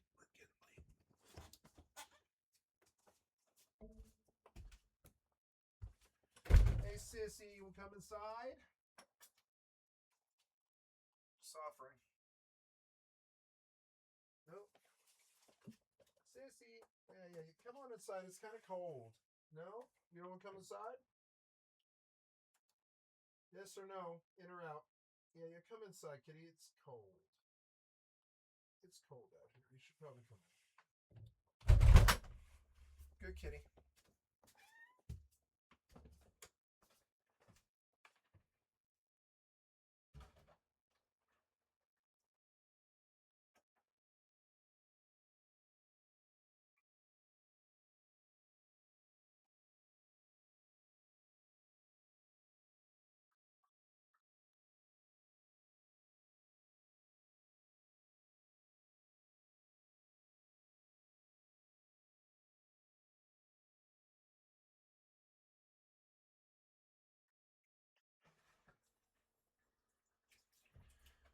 Okay. The only real problem with this game is it doesn't have enough inventory. And and also it's taking my main slot, which I can't have. That locks me out of Bellrite, Rust, Fortnite, Overwatch, Once Human, Mortal if I was playing it on that copy, etc. All this stuff. Like Starfield is the main one. I don't want 7 days locking me out of Starfield, but I do want both of them loaded at the same time. So yeah. And we will run EVE Online on, we're Fallout 76 on GeForce Now. Okay, I'm getting in this Noctis. Yeah, board the Noctis. And the item hanger is nothing. The Noctis itself has room. Good. And then we go back to Botane. I should buy a skin for this ship. That'll be expensive. Maybe there's a cheap Noctis skin. I'll look when we get back to Dodixie. Okay, so going back out to Botane. Yep. Then, what else? I want to go and put Steam into offline mode. Borderlands 4 has a new DLC and they're selling it for cheaper at $49. I wouldn't mind playing it, but I don't know. My desire to play Borderlands kind of like rescinded or like reduced or receded. I am looking for offline mode. No. First thing I want to do is mod this game. So we'll go back to the Nexus. We will add Darkness Falls. We will add Darkness Falls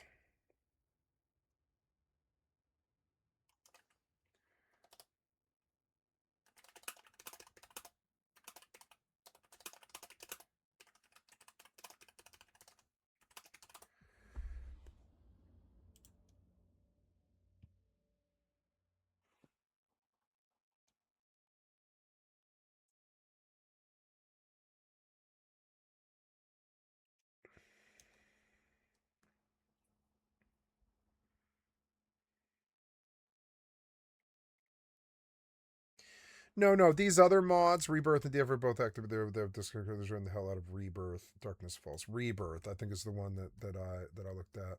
No, I don't want to join that one.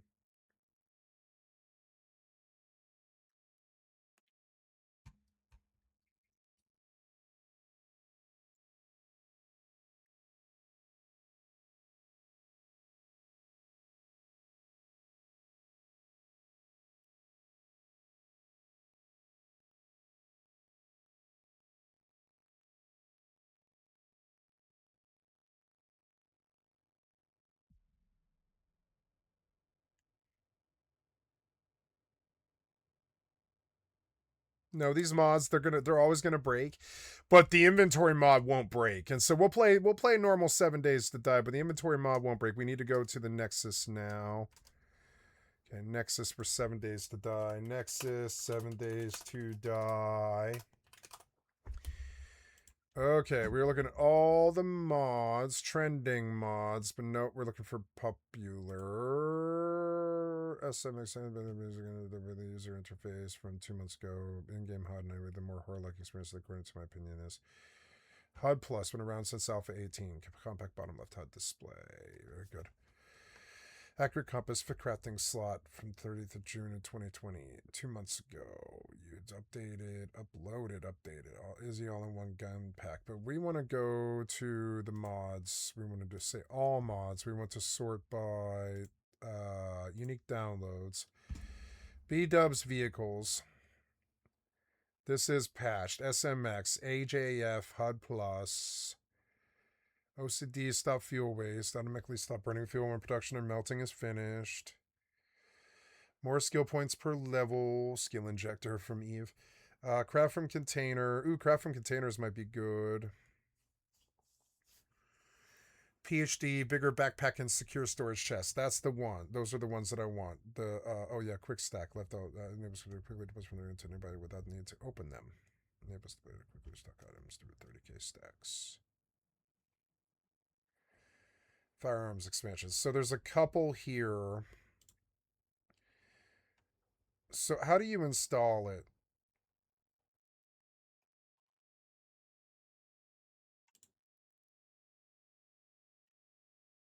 How do I install mods to 7 days?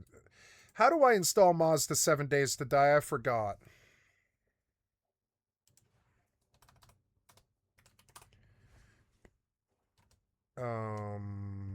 Hi, kitty. You want to sit on my lap? Yeah, you're always welcome.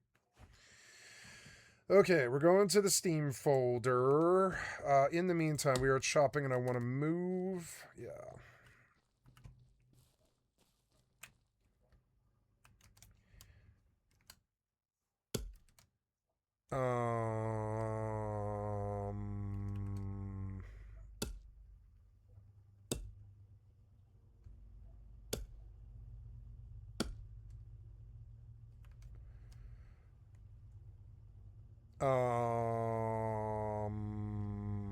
I want you to go to Steam and I want you to locate this 7 Days to Die folder. Good. Mods. TFP Harmony. Oh, I do have TFP Harmony, huh? TFP Harmony. What is TFP Harmony? Let's see. 7 Days to Die. TFP Harmony. What is that?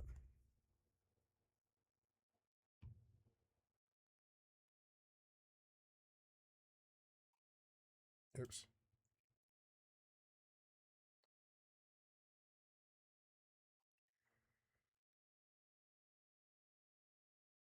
That's it, huh? Okay.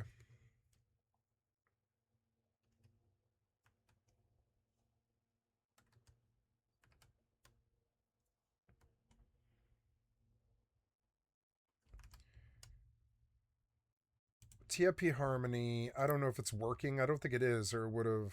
Well, maybe it is on my mode. I don't know. But let us go to. I'm not really sure either. Do I have to run in no EAC if I want to use the mods?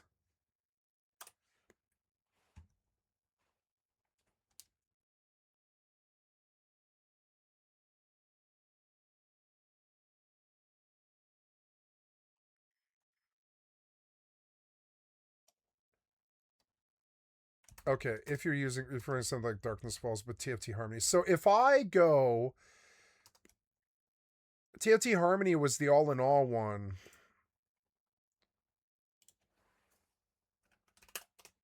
Oops.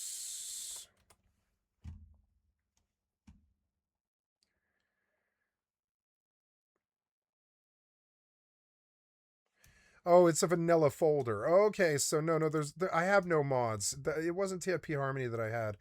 Was it Darkness Falls or whatever? What's the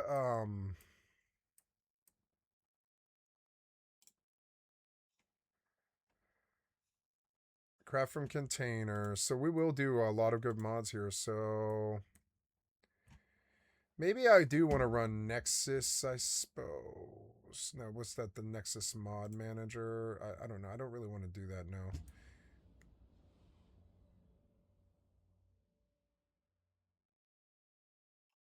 AJF Hub Plus.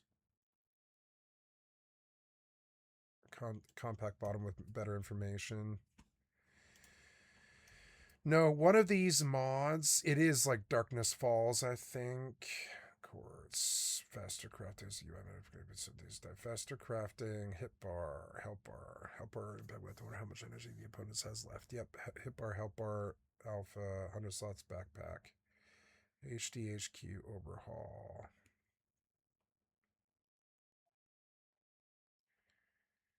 Yeah, we'll just do one by one.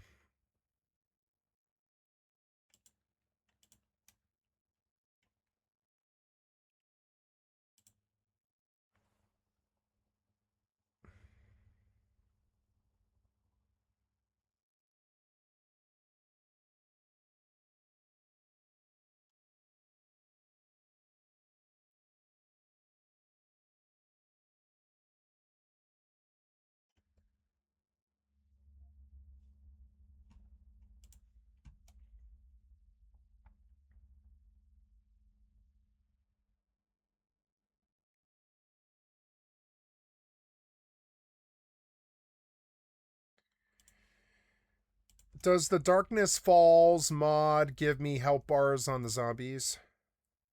Why do you say help instead of health? Why do you say help instead of health? You know I'm saying health. Health. God damn it.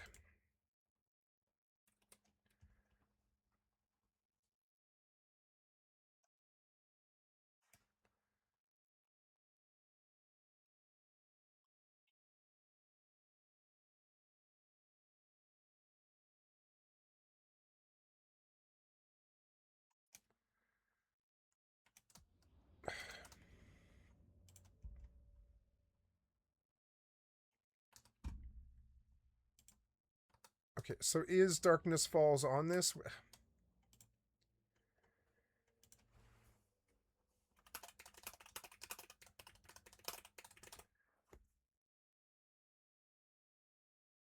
$96 slot backpack, 12 slot crafting queue, Darkness Falls mods. Look at overhauls. What's their most popular one?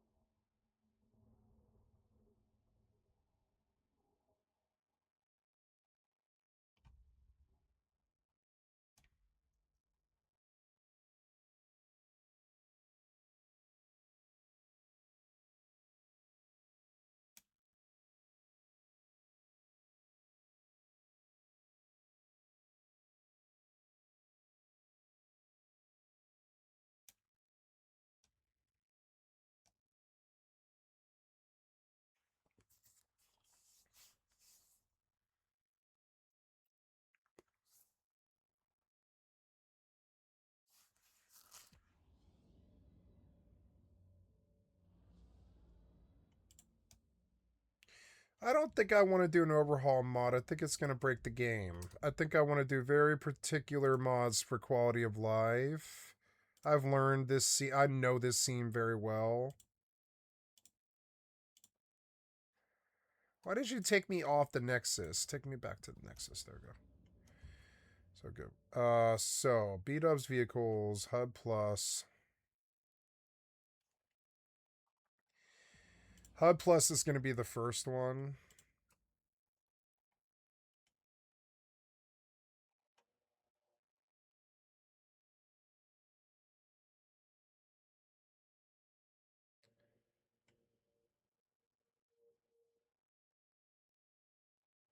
Manual download.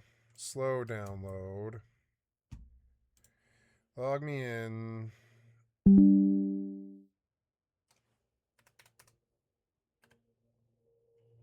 Log in.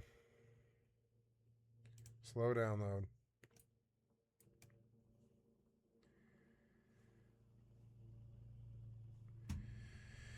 Okay, there we go. Back, back, back, back. Wait, no. Go back and then go back to 7 days to die. Go back to the mods. All mods. Sort by unique downloads, and we come back to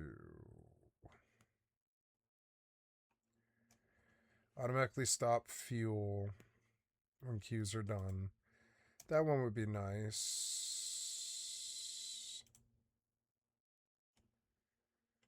Files, manual download, slow download. Oh, am I just sitting here at the station? Yes, I am. Go to locations. Start gates. We are going back to Botane.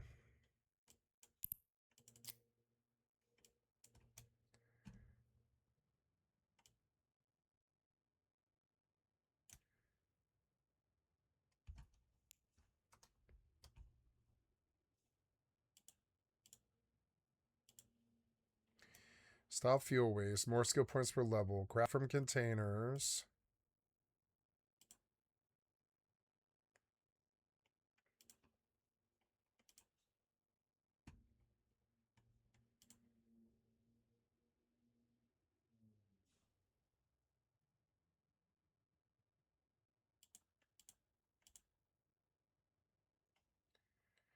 Craft from containers. PHT. Bigger backpack in. Secure storage chest. Files. Manual download. Slow.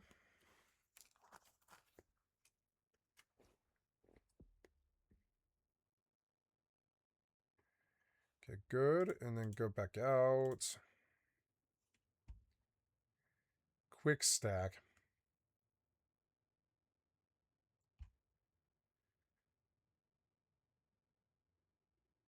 Quick stack and 30k stacks. This hasn't been updated recently. Firearms expansion. All one gun pack. Zombie loot drop increase. Quartz. Faster crafting. Hit bar. Help bar. Hit bar is help bar. That's the main one I came for.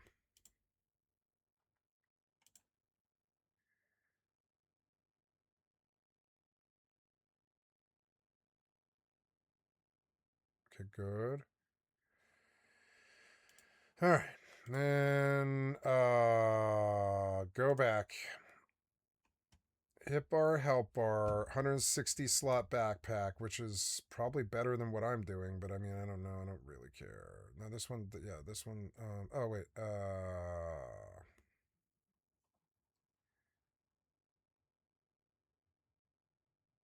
Alpha 21.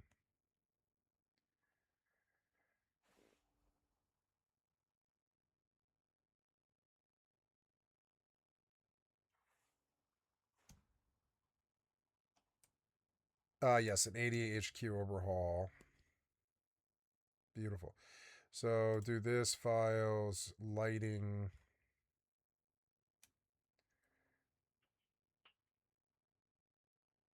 $4K.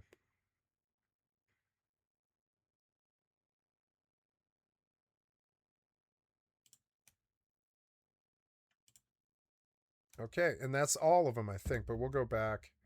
Yeah, that's all the big main ones. And I'm going to mod 7 Days to Die. I'm going to put it in the fucking background. And that way I can play other games that I want to play. So I'm in Botane. You did not save this.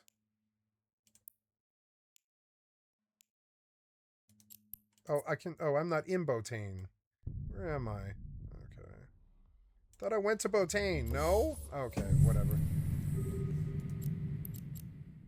Okay, cargo container. Warp drive active. All right, I think that's it, but we'll just have one last look around, and then the graphics, right? The graphics are the only other thing I could think of to improve. Page 2. Can we get like 80? Oh, no, we can't. So Harry's better supply drops, craft from containers, faster smelting, survivor's HUD, temperature, food and water is now available. Custom perks, prestige skills, increase item max stack, enemy health 2.5, show them a version 2.5, bigger backpack. Your cost performance mods can increase by using more threads of the CPU for graphics shots, which within that version is an work with 1.0 extracts.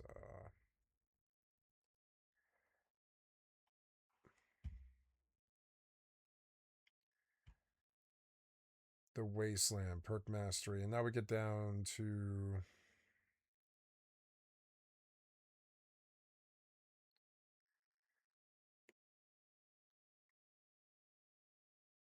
full auto launcher. Okay, I think that's everything. Now we come back to my downloads folder. We're gonna make a file. What do you mean unconfirmed download? Oh, we're still working on it. Oh yeah, we are. This one about HD HQ overhaul will take a few minutes. That's okay though. That's all right. We can just do other stuff. Here, I'll do this Eve stuff that I've got to do.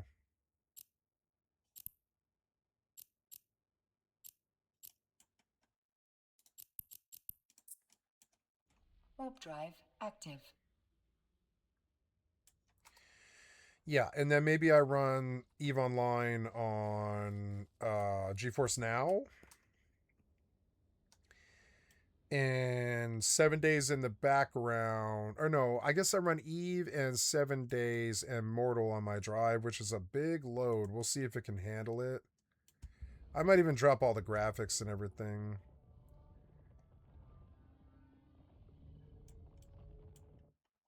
I should sell stuff on 76.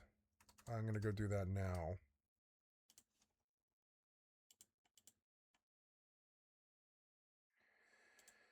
Finding 76 now is kind of annoying. It's like back on the list, but that's all right.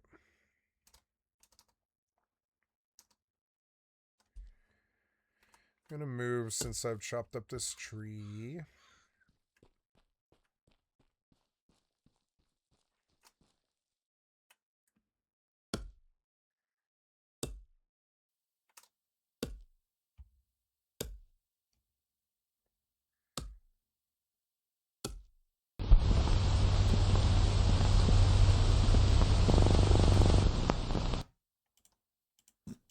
But at the same time being mocked and teased. Some people grow from tough love, others don't. And that's okay. Forcing someone to grow in the way that you grow is not always beneficial to that person. And one of the most important and difficult things to do is work out how you set your ego aside and say, even though I grow in this way, they may grow in this way. You've seen safe spaces used a lot in your personal circles as a means to avoid saying anything against the narrative. Yeah, absolutely. Absolutely. What it means is this is getting a bit uncomfortable and I'm not comfortable talking about it, and so I'm going to stop. When what it should mean is this is getting a bit uncomfortable, but I know that pushing through the uncomfortableness is going to be a benefit. And that is much, much harder to find. But I do think the phrase itself has been damaged pretty substantially, to be honest.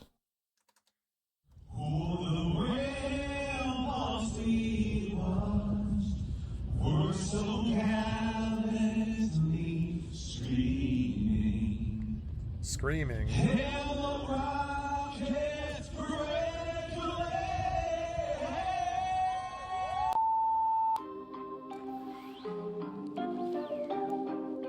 Oh, there's John Paul Shep. there's a new Kira.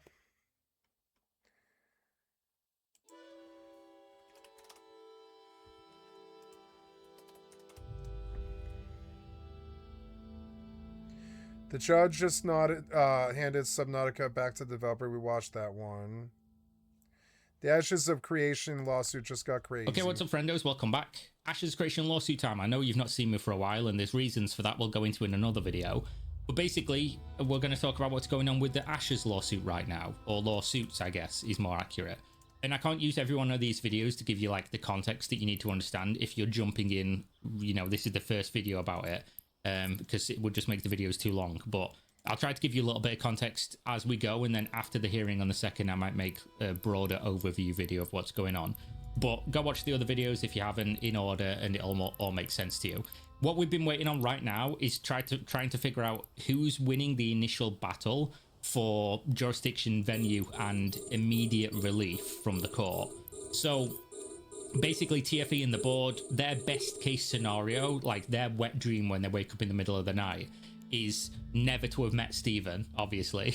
But at this point, their wet dream is that the California judge denies converting the temporary restraining order into a preliminary injunction, and then issues a stay for the case, which then lets the Nevada case move forward. And Stephen is obviously very, very dead set on they really need California to continue with the case, and they want the preliminary injunction in that court very badly. And a few weeks ago, we should have already known this, but TFE filed a motion to dissolve the TRO, presumably to try and kill it before it got to the stage of hearing whether it would be converted or not. And that was denied. The TRO stayed, and they rescheduled the injunction hearing for the 2nd of April, which is in a few days. And the judge, as part of that, said, by this date and this date, which is today and yesterday, both sides will have to put in their argument and reply for why the preliminary injunction should be denied or granted. And then they'll hear it on the 2nd, and they'll have oral arguments during that time as well. And the judge will decide who's going to have the momentum here. And when TFE put their response in yesterday, I read it and I was like, this is, holy shit, this is a Hail Mary. They've done some crazy shit, real crazy shit that I didn't expect would even be a thing, but they did it anyway. And I was like, oh, almost certainly now the judge is not going to give the preliminary injunction. Stephen's kind of fucked here. And then Stephen responded today, and there were some things, obviously I'm not a lawyer, there were some things I overlooked where I'm like, oh, actually, maybe they just did themselves a mischief. Maybe they've just given themselves a gotcha. So what exactly did the board do that was the Hail Mary? Well, what you've got to understand is when a judge is looking at relief, right, at this stage, what they're looking at is the 4 factors that we've gone over in multiple videos. The biggest one is potential damage. Like, could irreversible harm happen if we do not grant this temporary restraining order and then a preliminary injunction? Stephen's argument was, you've already done this Article 9 foreclosure, which the judge has agreed looks sketchy as fuck. Not in their words, of course. It looks like Stephen's argument has merit, that it was incorrectly done and potentially unlawful. The judge recognized this, and then the board's response was, okay, we'll just undo the foreclosure. We'll just set it aside and we'll transfer the assets back from TFE to Intrepid. That's the Hail Mary, right? And there's a few reasons why this is fucking crazy to do and seems really, really like a gamble. And that is, when you think about their Nevada case is, we are TFE, not Robert Dawson, not, you know, the other board members. We are TFE. We own Intrepid's assets, and we are suing Stephen and John for these reasons. And the reason that we can do that is because we own the assets and we're TFE. But now they don't own the assets, so that immediately weakens their case in Nevada. Not to the point where it immediately vanishes, potentially, but it weakens the case that they want to go forward, which goes to show, some people on the internet have been like, oh, you know, the preliminary injunction battle doesn't matter, and TROs and stuff like this doesn't matter, they're always granted. This just goes to show how wrong that is, because they're literally putting their balls on the table even though they can see somebody stood there with a hammer waiting to smash them, trying to get this TRO to go away, trying to get this preliminary injunction to go away. And they've done so by somewhat admitting wrongdoing, because they're saying, their argument is, oh, the Article 9 foreclosure where we ourselves transferred the assets of Intrepid to TFE was not wrong. We were totally within our rights to do it. So then the next thing you do is rolling that back. You are essentially admitting that there was some form of wrongful process of doing it. Otherwise, why would you do that in the first place? Which is already going to make you look, it's going to harm your credibility in court. A judge looks at things like this. A judge looks at your credibility when deciding whether or not to trust what you're saying. So the fact that their Hail Mary here was, we'll just roll back the Article 9 foreclosure and give Intrepid the assets back. And then Stephen's point about, his strongest point of, they've already done this thing and they already have control of the assets. If you don't stop them, they will harm the company's assets, the trade secrets, irreparably, immediately. At that time, before they rolled this back, this was a very strong point that almost certainly the judge was going to rule in Stephen's favour in terms of giving him the preliminary injunction. And that would be bad for TFE, obviously. So this is their Hail Mary, and they've given themselves a chance, and they gave themselves a really good chance until Stephen replied. But there was one thing when I read this that I didn't think about. But the court in California already gave a temporary restraining order, basically saying don't do anything. Like, don't maintain status quo, do not transfer anything, do not sell anything, do not access things. We now have a neutral custodian, which has gone in and changed all the login records for everything. That is the only person who has access to things, and that's court ordered. So this neutral custodian should be the only person doing anything. The board have potentially, and this is what Stephen's reply argues, they've potentially violated the court-ordered temporary restraining order by reselling the assets back to Intrepid. Because the court has said, don't do anything. Leave everything as it is, do not do anything. And then the board have unilaterally, as in they've involved nobody despite a court being there telling them not to. They've involved nobody and just decided to just move assets again. And obviously the board have not admitted this in terms of like, oh, we decided to violate the TRO. But Stephen has argued here, defendants argued that the court should deny injunctive relief because they have purportedly set aside the unlawful Article 9 sale and returned Intrepid's assets. That argument fails. That is now the second surreptitious, closed-door, self-interest transaction defendants have conducted with Intrepid's core trade secret and intellectual property assets in just 3 months. They undertook both transactions for their own benefit and without any lawful or transparent process. Far from eliminating the need for injunctive relief, defendants' latest maneuver only underscores why the temporary restraining order must convert into a preliminary injunction until such time as the court can adjudicate the impact of the defendants' latest actions and ensure that Intrepid's trade secrets and intellectual property are safe from further misuse or dissipation. Not just that, but TFE argues in their reply as to why it shouldn't be converted that they will soon redo the sale. And part of like converting a TRO into preliminary injunction or granting a TRO is examining, is there impending harm? If we don't do something, could harm possibly happen? Stephen's side has obviously argued, oh, they're trying to sell the thing, like we think they're imminently trying to sell, and that's a risk.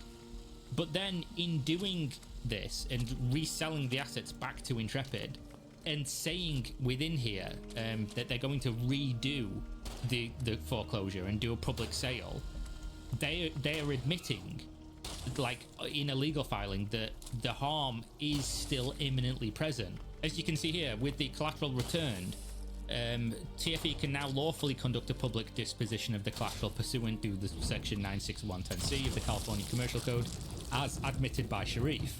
Now, is this like a slam dunk? Before TFE did this, I'd have said Stephen was 100% going to be granted the preliminary injunction and California was going to keep the case.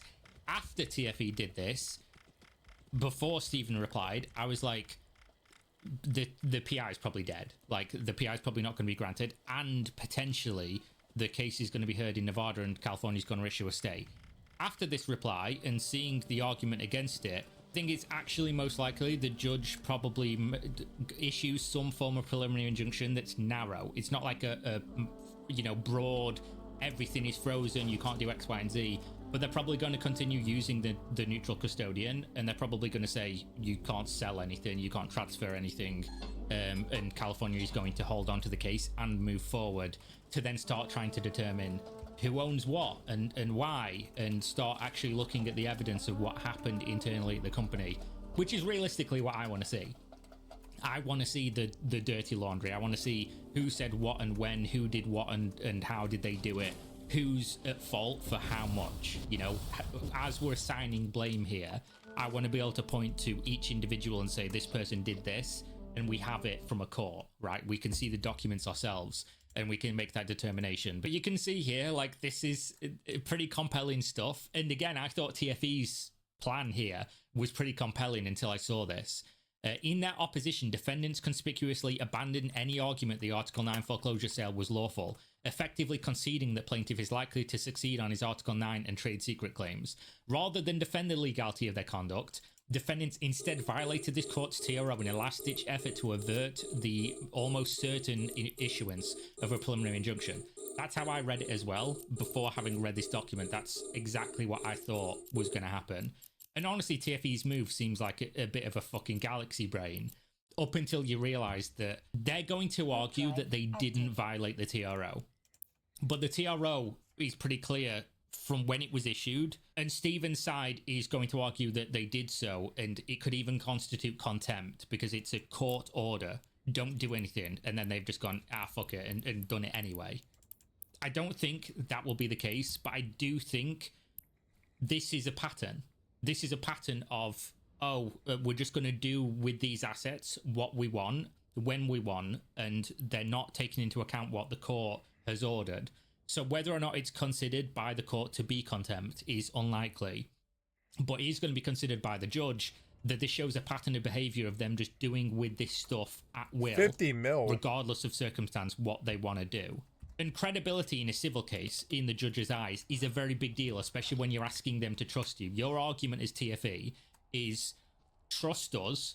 We know that the lawfulness of the Article 9 foreclosure we did before is in dispute. We're not even defending that anymore. But trust us that in the future we'll do it properly this time, right? Because by definition, if you have done something and you're saying, we did it properly, there's no reason for you to undo it and then do it again, right? And if you've done so with the process in the middle being potentially violating a court order, that shows a clear pattern of behavior that will make a judge not trust you. It will harm your credibility, because how can they trust, don't worry, we'll do it in the future properly, and therefore you don't need to issue gold this injunction because we are trustworthy and we'll just do it by the law. How can that be trusted if in the process of doing so there's a pattern of behavior of you not doing that and not being trustworthy? They also, despite the fact that it's already been shown, it's already been admitted into evidence as these exhibits, that the law firms were speaking to each other, right? The defendants and the plaintiffs, Stephen in his legal team, and the TFE and the board and their legal team have been emailing back and forth, obviously, throughout this. They're also saying that they just did this. The reason why it's said unilaterally is because they did this without even informing Stephen and his legal counsel that they were doing it, which makes it look underhanded. It makes it look like this is a legal ploy, basically, to circumvent the preliminary injunction, to just get around it. So this is the actual argument they're making from Stephen's side as to why this violates the TRO. At the outset, defendants' conduct plainly violated the TRO, which unequivocally provides that defendants, along with any of their agents, are enjoined from accessing, using, selling, distributing, or causing anyone to access, use, sell, or distribute the trade secrets of Intrepid. Although defendants characterize their actions as a mere rescission or undoing of the unlawful Article 9 transaction, the documents that they attach tell a different story. Defendants did not unwind anything. Instead, they purported to sell Intrepid's trade secrets back to the company through an assignment and assumption of assets and a bill of sale. So this goes directly against the TRO. Now, what TFE are probably going to argue here is that what is status quo? When is status quo? They're going to argue that, well, Stephen's point is that we did this thing and it was wrong, so we've just undone it. And we've undone it to the status quo of before this went to court. So the assets are with Intrepid and it's before the foreclosure. I don't know how the judge is going to see this and how they're going to decide on whether or not this did violate the TRO. It depends. I can't know that, but at least for me as a layman, it does look like this is what happened. So defendant's violation of the TRO warrants a civil contempt order, which this court has the inherent power to issue. The party alleging civil contempt must show, 1, the non-moving party violated a court order, which I'm not going to say is 100% what happened, but at least for me it looks like they did. Because, again, TFE's only argument to this is, oh, it wasn't a sale, but it was a transfer of assets. The thing is that they might even be legally sound in transferring the assets back to Intrepid, because they're going to frame it as, oh, we just did what Stephen had we rectified what Stephen had a problem with.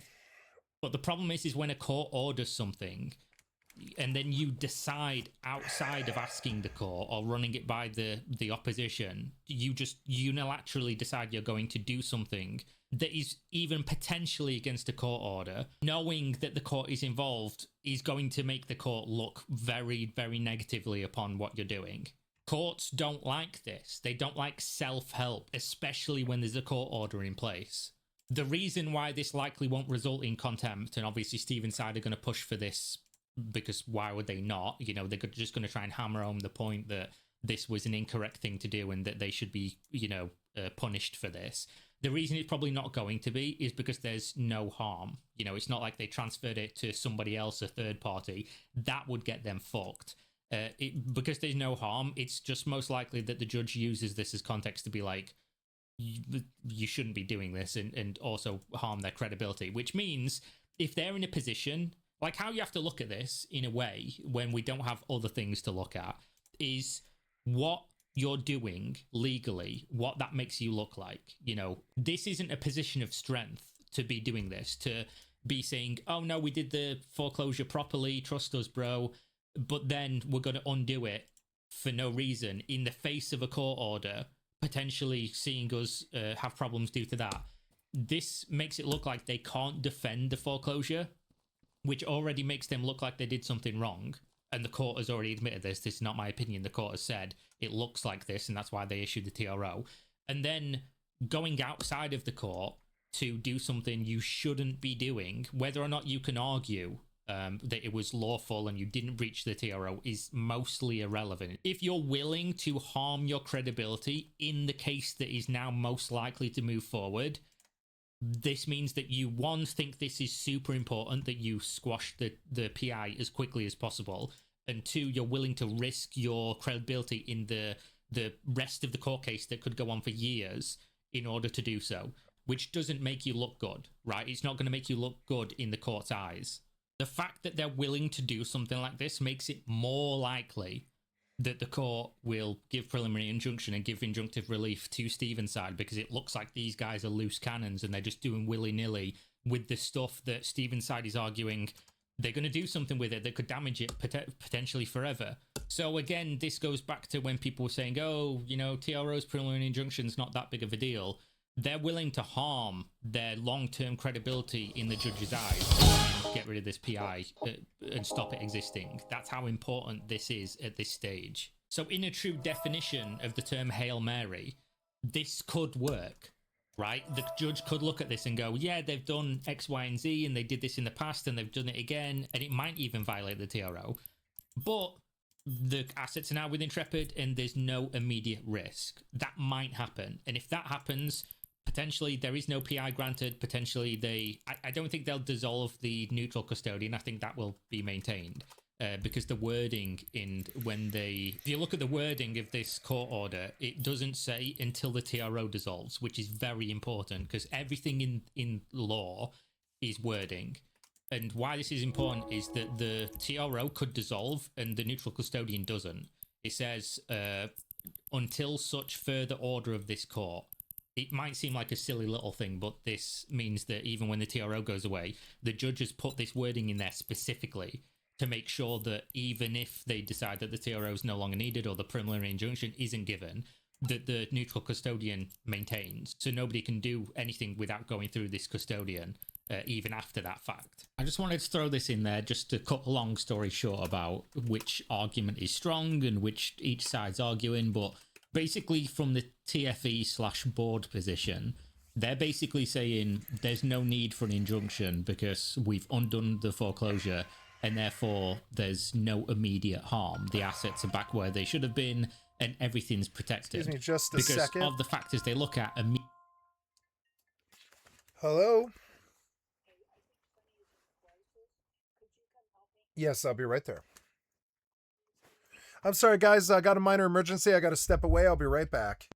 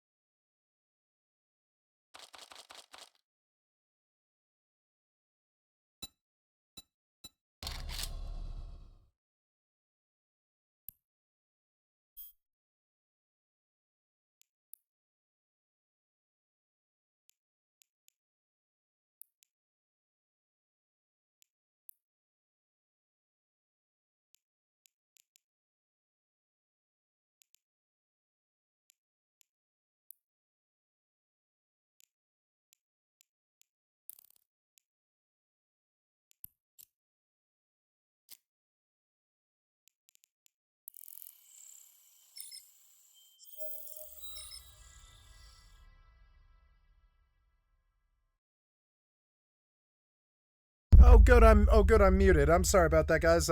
So I'm back. I'm sorry about that. I didn't realize I was muted. My mom's cat is sick, and so we had to take him to the emergency vet, and now we're back. And I'm sorry for that interruption. The cat's okay. Maybe he'll be okay.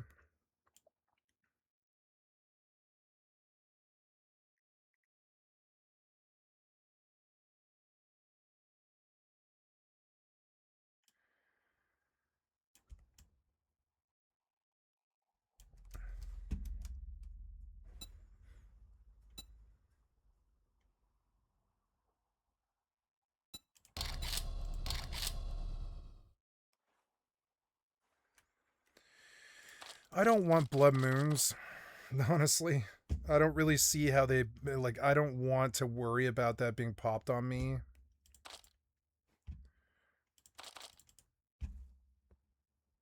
Zombie day speed should be walk. Zombie night speed should be jog. Walk. Jog. Walk, jog. Feral's speed should be jog. Or run.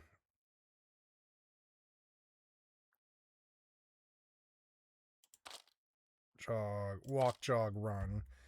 Zombie blood moon speed should be walk. Zombie feral sense. Increase the number of zombies here. See you day and night. All. Zombie ferals can find you at night. Better day off. Zombie feral sense. AI smell mode. Run. Jog. Walk off. Airdrops every 3 days.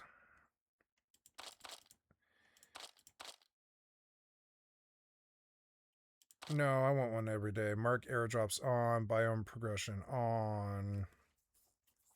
Storm frequency is 100%. Yeah, and then advanced.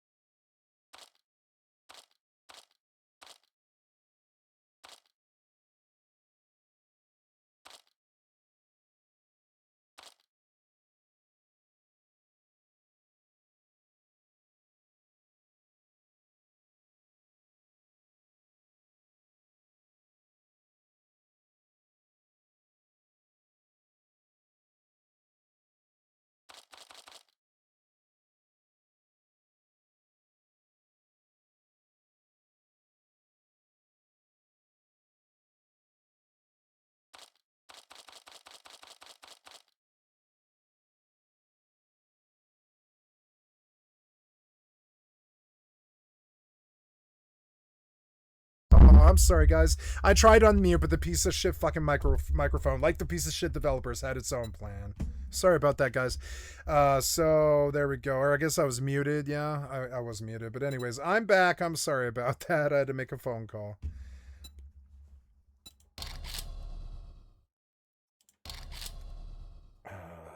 Hardcore pre-gen. Kill strangers only. Kill allies. No killing. Claim size. Oh, yeah. A land claim is good to all hardness modifiers. Hardness applies to any attacks or damage that you can control the size of the horizontal area that is protected by a land claim block. All land colors protect the road from sky to bedrock.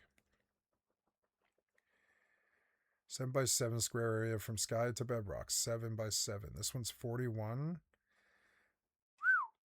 Can we make it massive? Make it 71. Claim dead zone. I want it 50 blocks. Claim duration is 30 days. Oh, offline, 30 days offline before the land claims expire. Oh yeah, you want to go outside, kitty? Okay, we can let you outside. Yeah, you're a good kitty.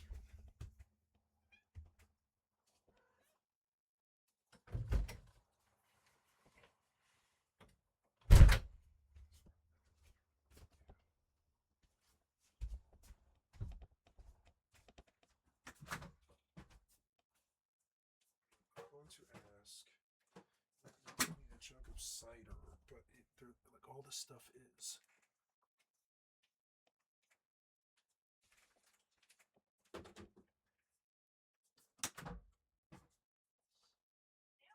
Hey, I have a. You gave me a jug of cider. Do you recall? Yeah, and it's like separated, and I'm wondering, should I just stir it? Is there anything else I need to do with this cider before I drink it? Yeah, foam at the top and sediment at the bottom.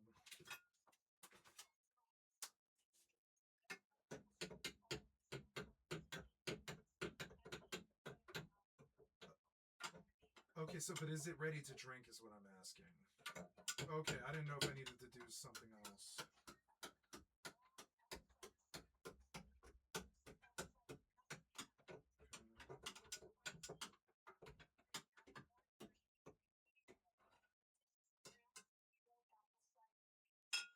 Okay, thank you. Sorry to bug you. All right, bye.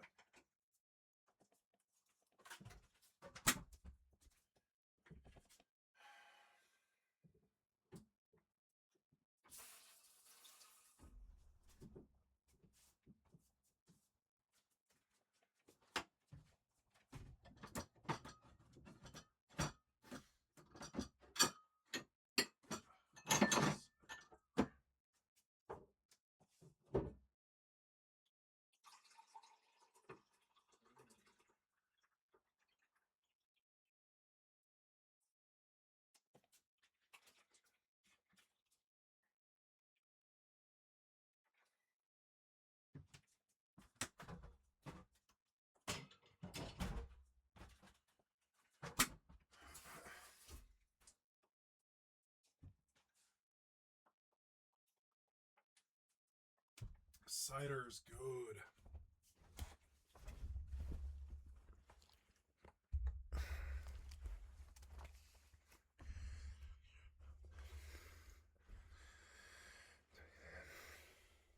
Oh, my headphones. I left them over there, damn it.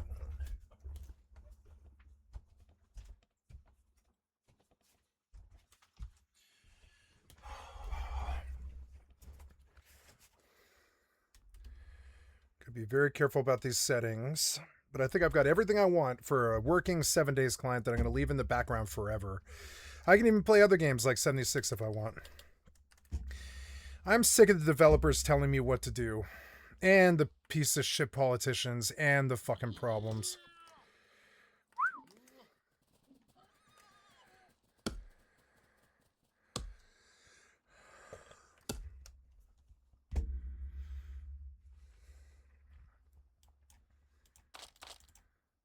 Claim decay. I don't want decay. Claim health online. Hardness modifier applied. I want 256x to claim health. Yeah, I can make like an invincible base that really has nothing to do with I don't know. What's the normal number? Infinite claim, infinite health, 1x, 2x, 4x is the normal amount. 4 times the health of what normal stuff is. 8x, 16x. Let's do 4 times that. Yeah, claim offline delay is 0 time until land claim hardness transitions from online to offline. 0 minutes. Bedroll dead zone, 15 blocks. Special where zombies do not respawn.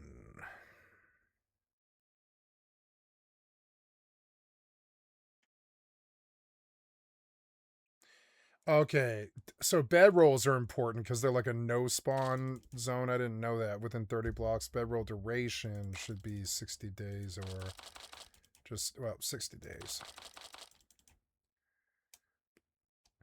So if I don't log into this, eventually I lose stuff. So party shared kill range should be max. Game port isn't important. Advanced, enemy spawning, basic, general. Okay, I think this is good. We will start this game in the background, which is good. It is a totally offline game that will not conflict with anything else I'm doing. Let's go on 76 and go and do some more sales stuff. I am currently in Dodixie taking a level 4 to Botane. Okay. I'm going to check my loadout. Loadout's good. Okay, so...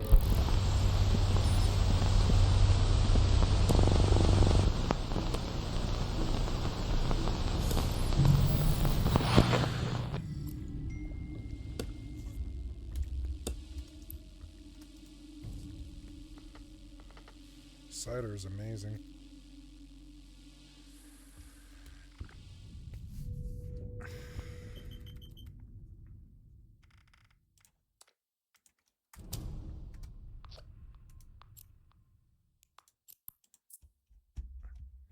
Warp drive active.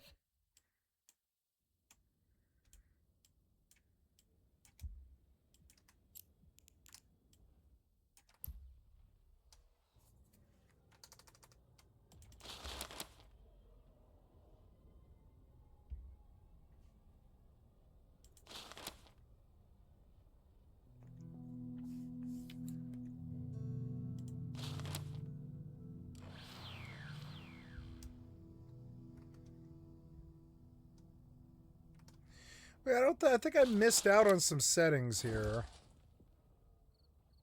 No, I didn't. No. I think I very carefully checked. So...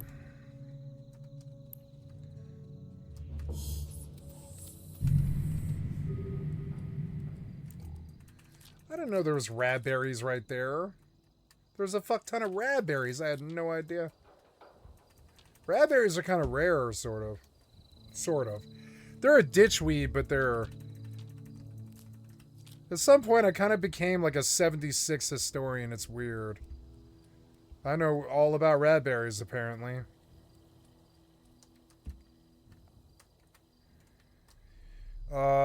Yeah, maybe we should cook some stuff, yeah? Maybe for those radberries.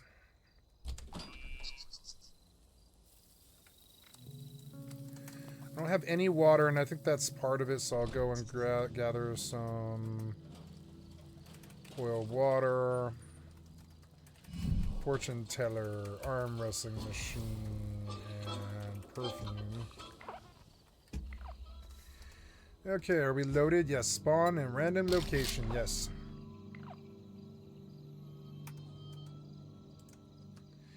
Okay, I wish to cook. Then I also want to come to wherever this is. Warp drive active.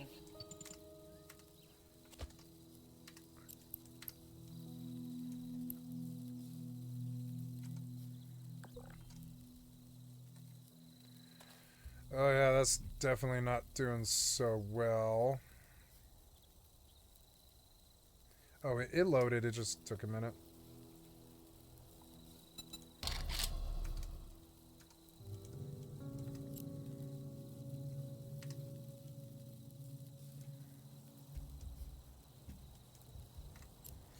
I could just optimize for memory if I needed to. Or, well, I suppose running 4 clients is a lot. Yeah.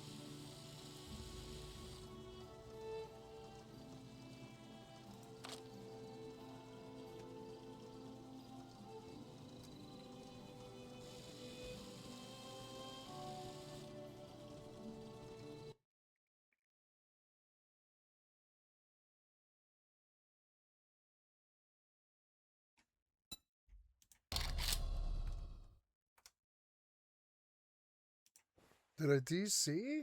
Yeah, I think something DC me. Fuck was that? Weird. Okay.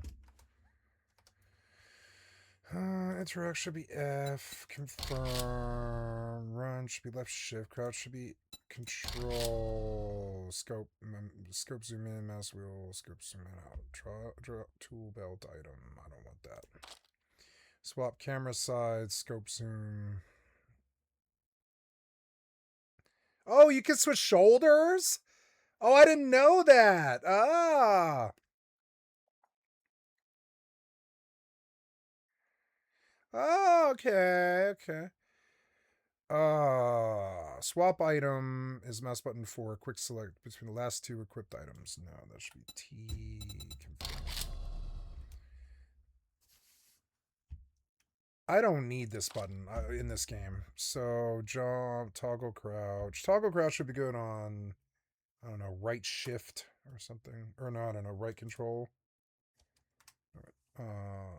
Toggle crouch.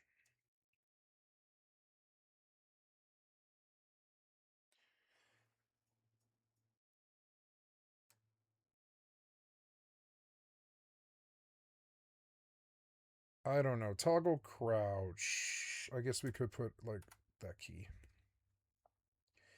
Change camera should be Z. Selection set. Reload take all. Toggle light source should be N. Quick actions.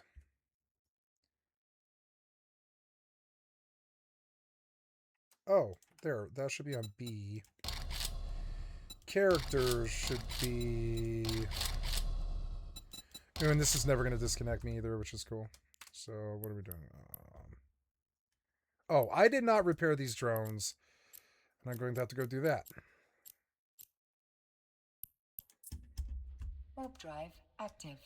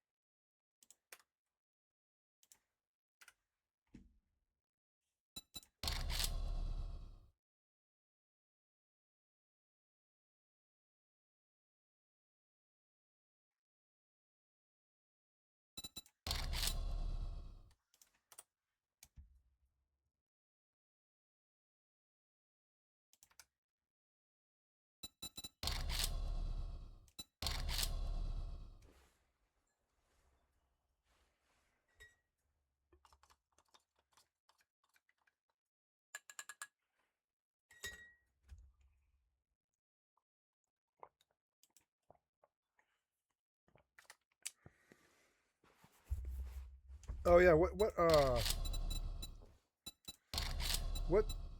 resolution am I in?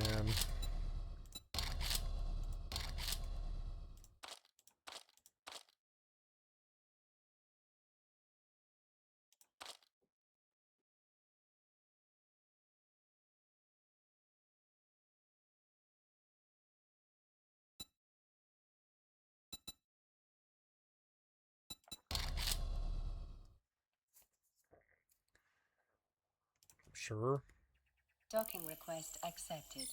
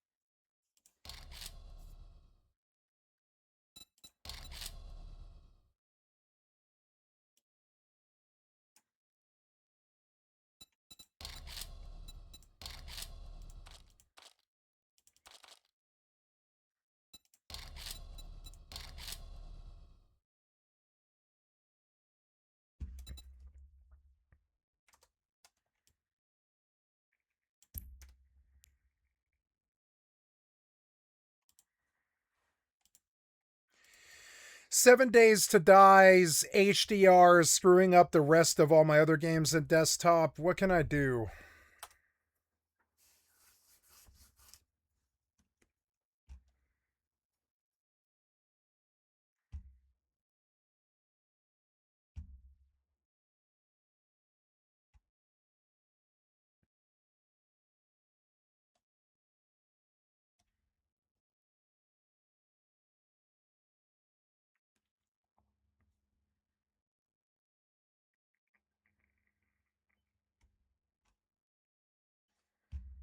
Windows settings, system, display graphics. Oops, where's my options? What the fuck? My options are here, but you're not showing them. Oh my god. Yes, you're not though. You're not pinned. Gotta go system, display, HDR, more about HDR.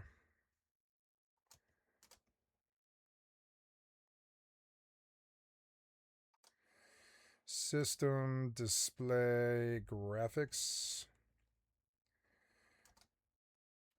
First, find 7 Days to Die in the list. Auto HDR should be off. Okay, let's go restart 7 Days. Back. Quit. I should have pinned that bitch, but I didn't.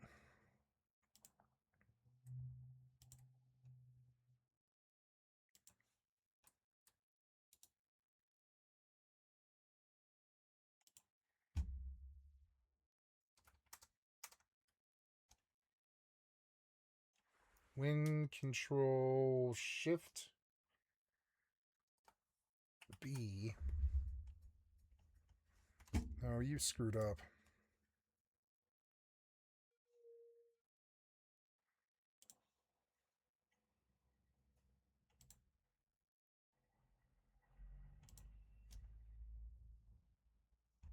There we go.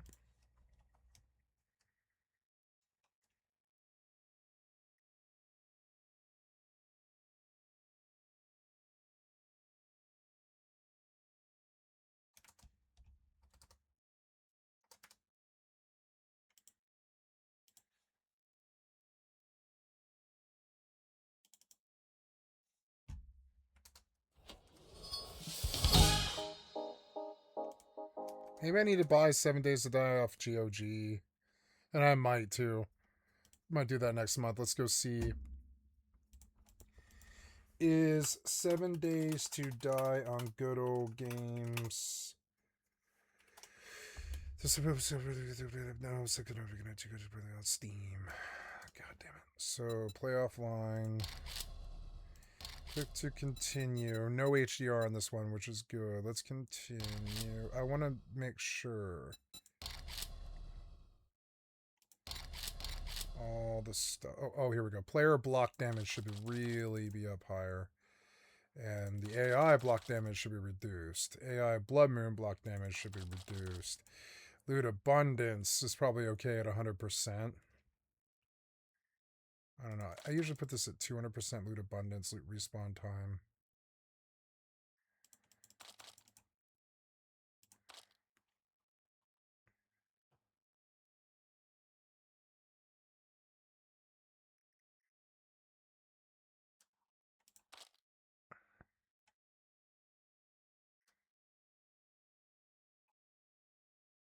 Okay, I think that's good.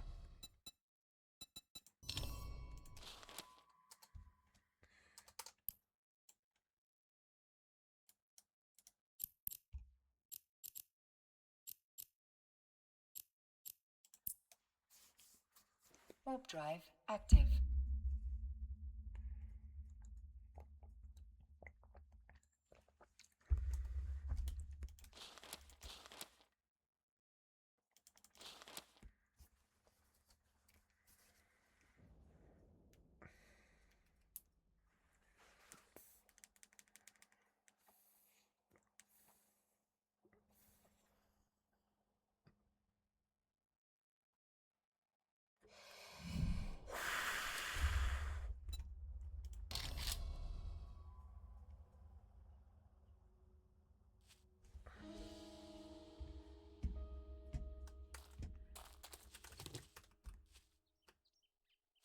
Ooh, is that a water thing on the roof? It is. I wonder how good that might be.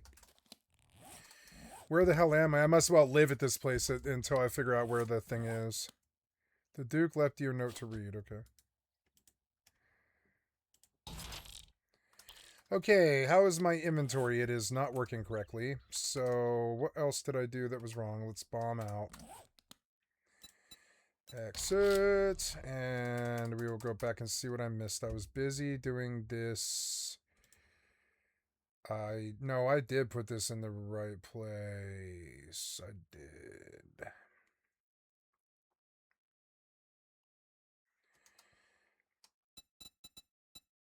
All those mods and not a single one of them worked, I guess. I don't know. All those mods and not a single one worked. Okay, I don't know.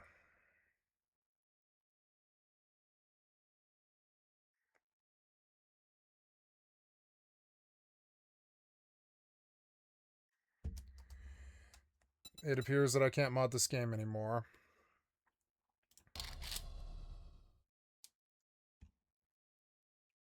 Which is okay. I still would rather that it didn't take my GeForce Now.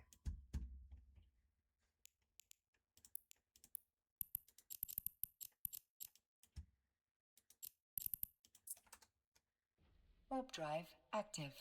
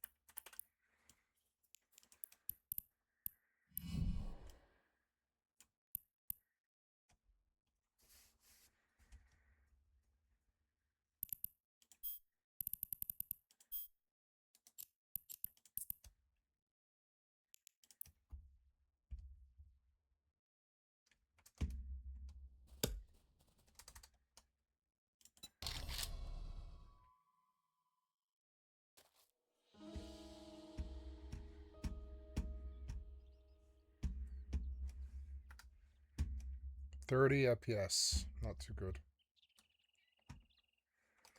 With all of these games running. Immortal in particular, I think.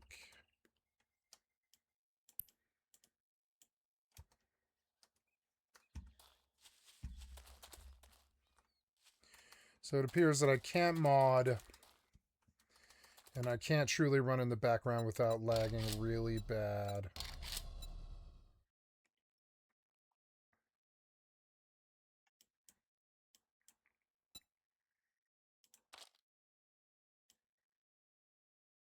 I thought I did all this. No. No, it's probably good if I...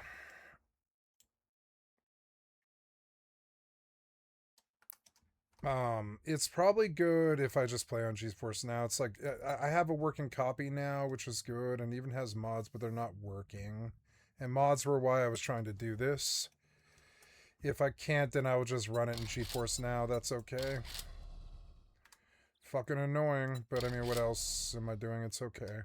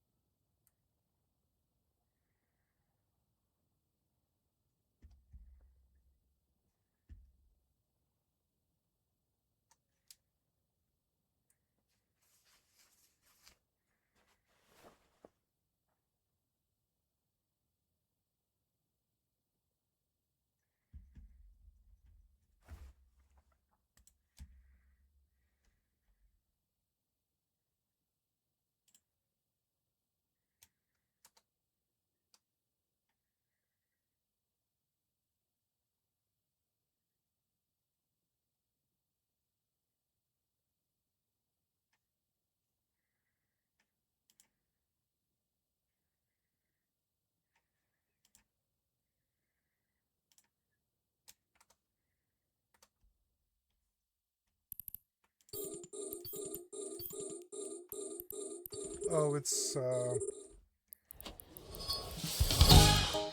I guess it's time to take a mining up. So I guess we dock up and jump to a dead clone. Go next door, I guess, back to Dixie. Pull this mobile tractor unit.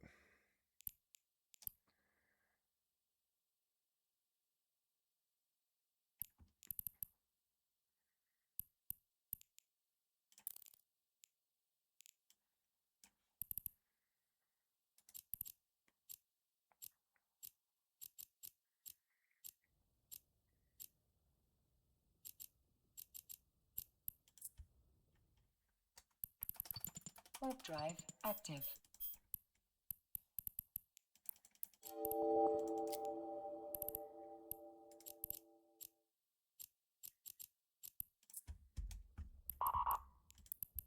Warp drive active.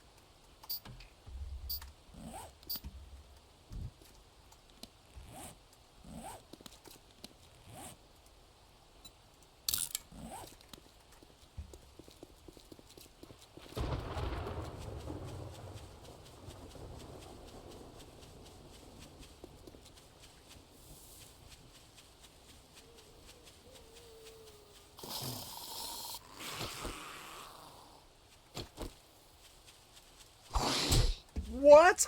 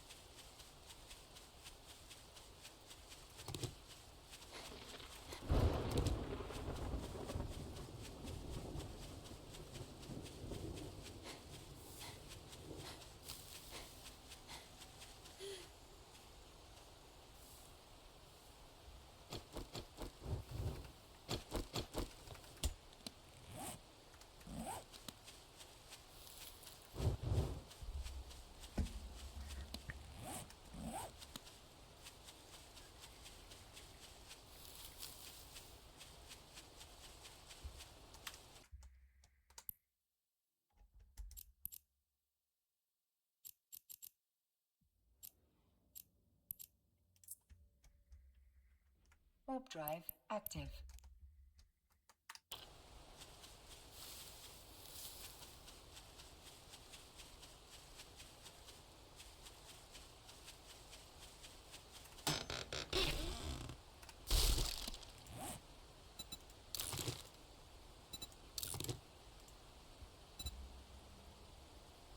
Oh, cool.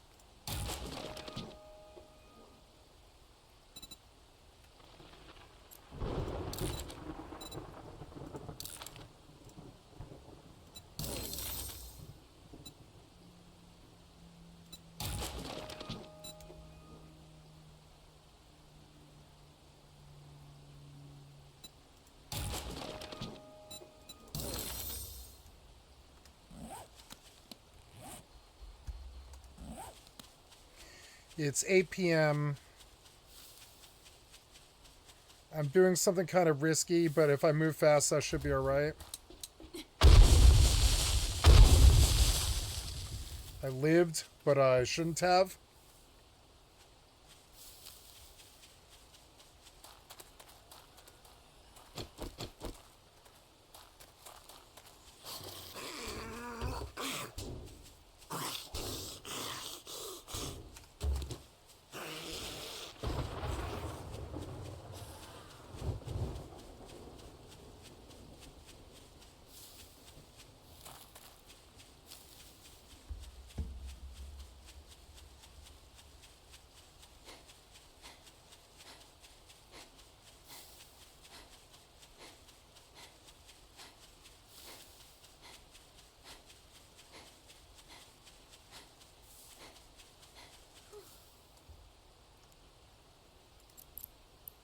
Docking You permission know I requested. told you to dock. Why are you standing here?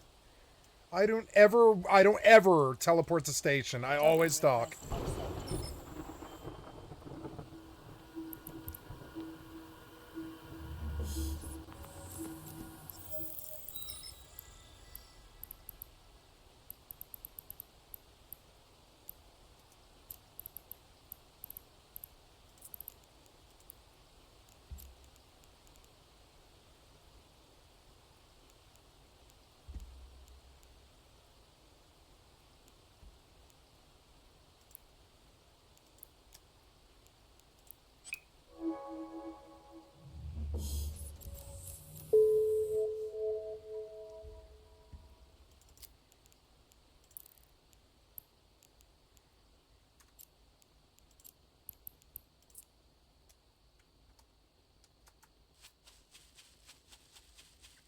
Oh good, I wasted more time. Yay. I thought I paused you, no? Seems like a good way to risk my character.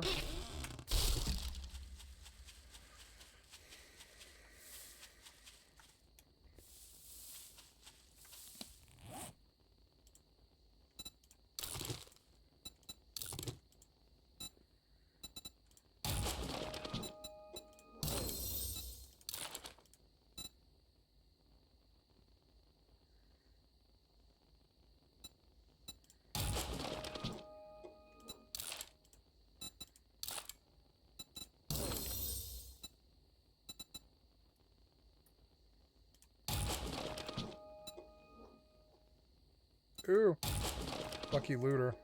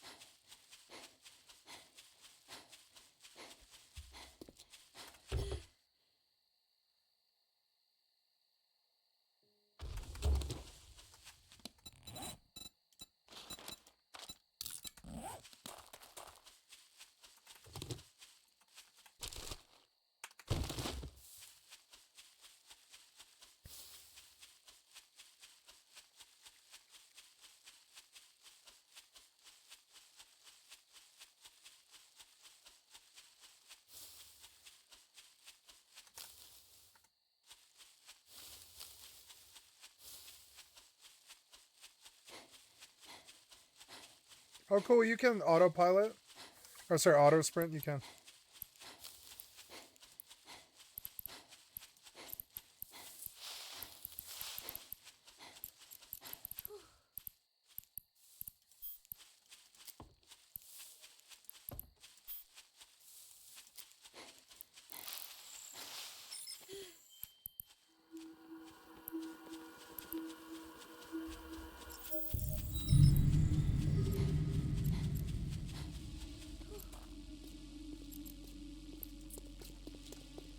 Warp drive active.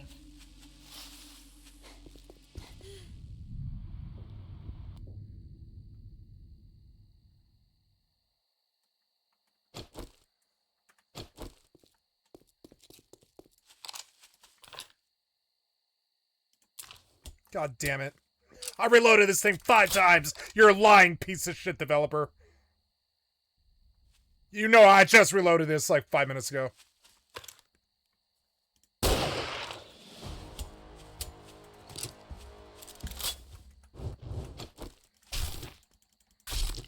I made sure there was bullets in that mag. It's you, developer.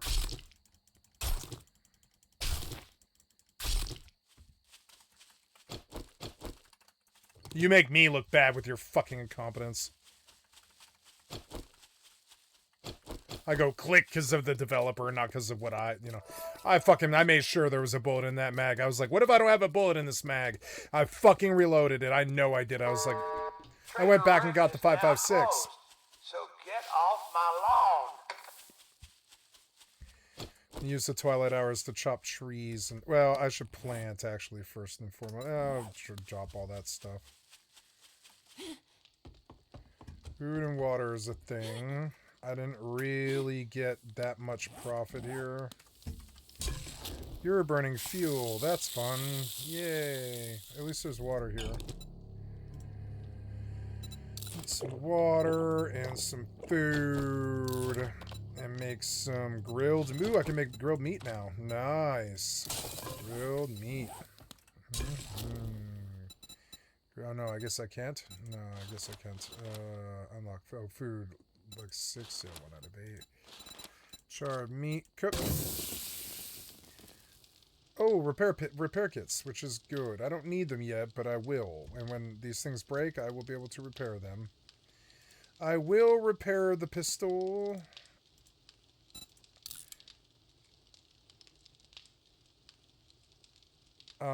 As it's kind of like a survival thing. Like if it breaks mid-fight, that's no good to me.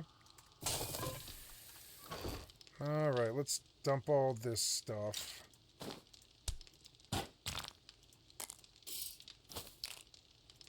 Painkillers are good. Okay, there's a good loadout. Let's get fudge out of here.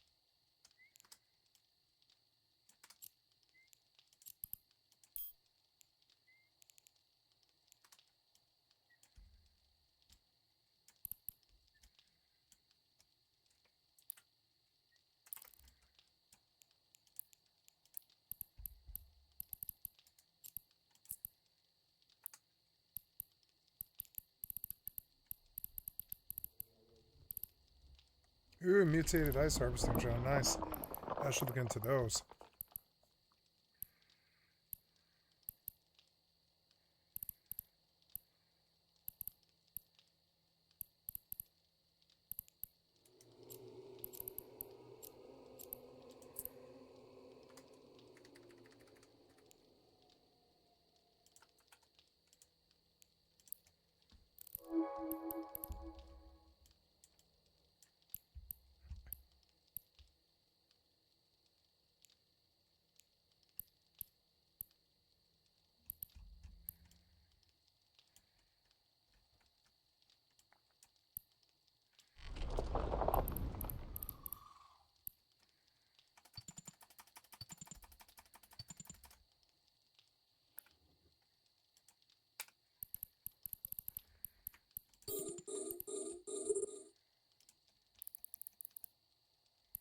Gonna make some money here. Right on.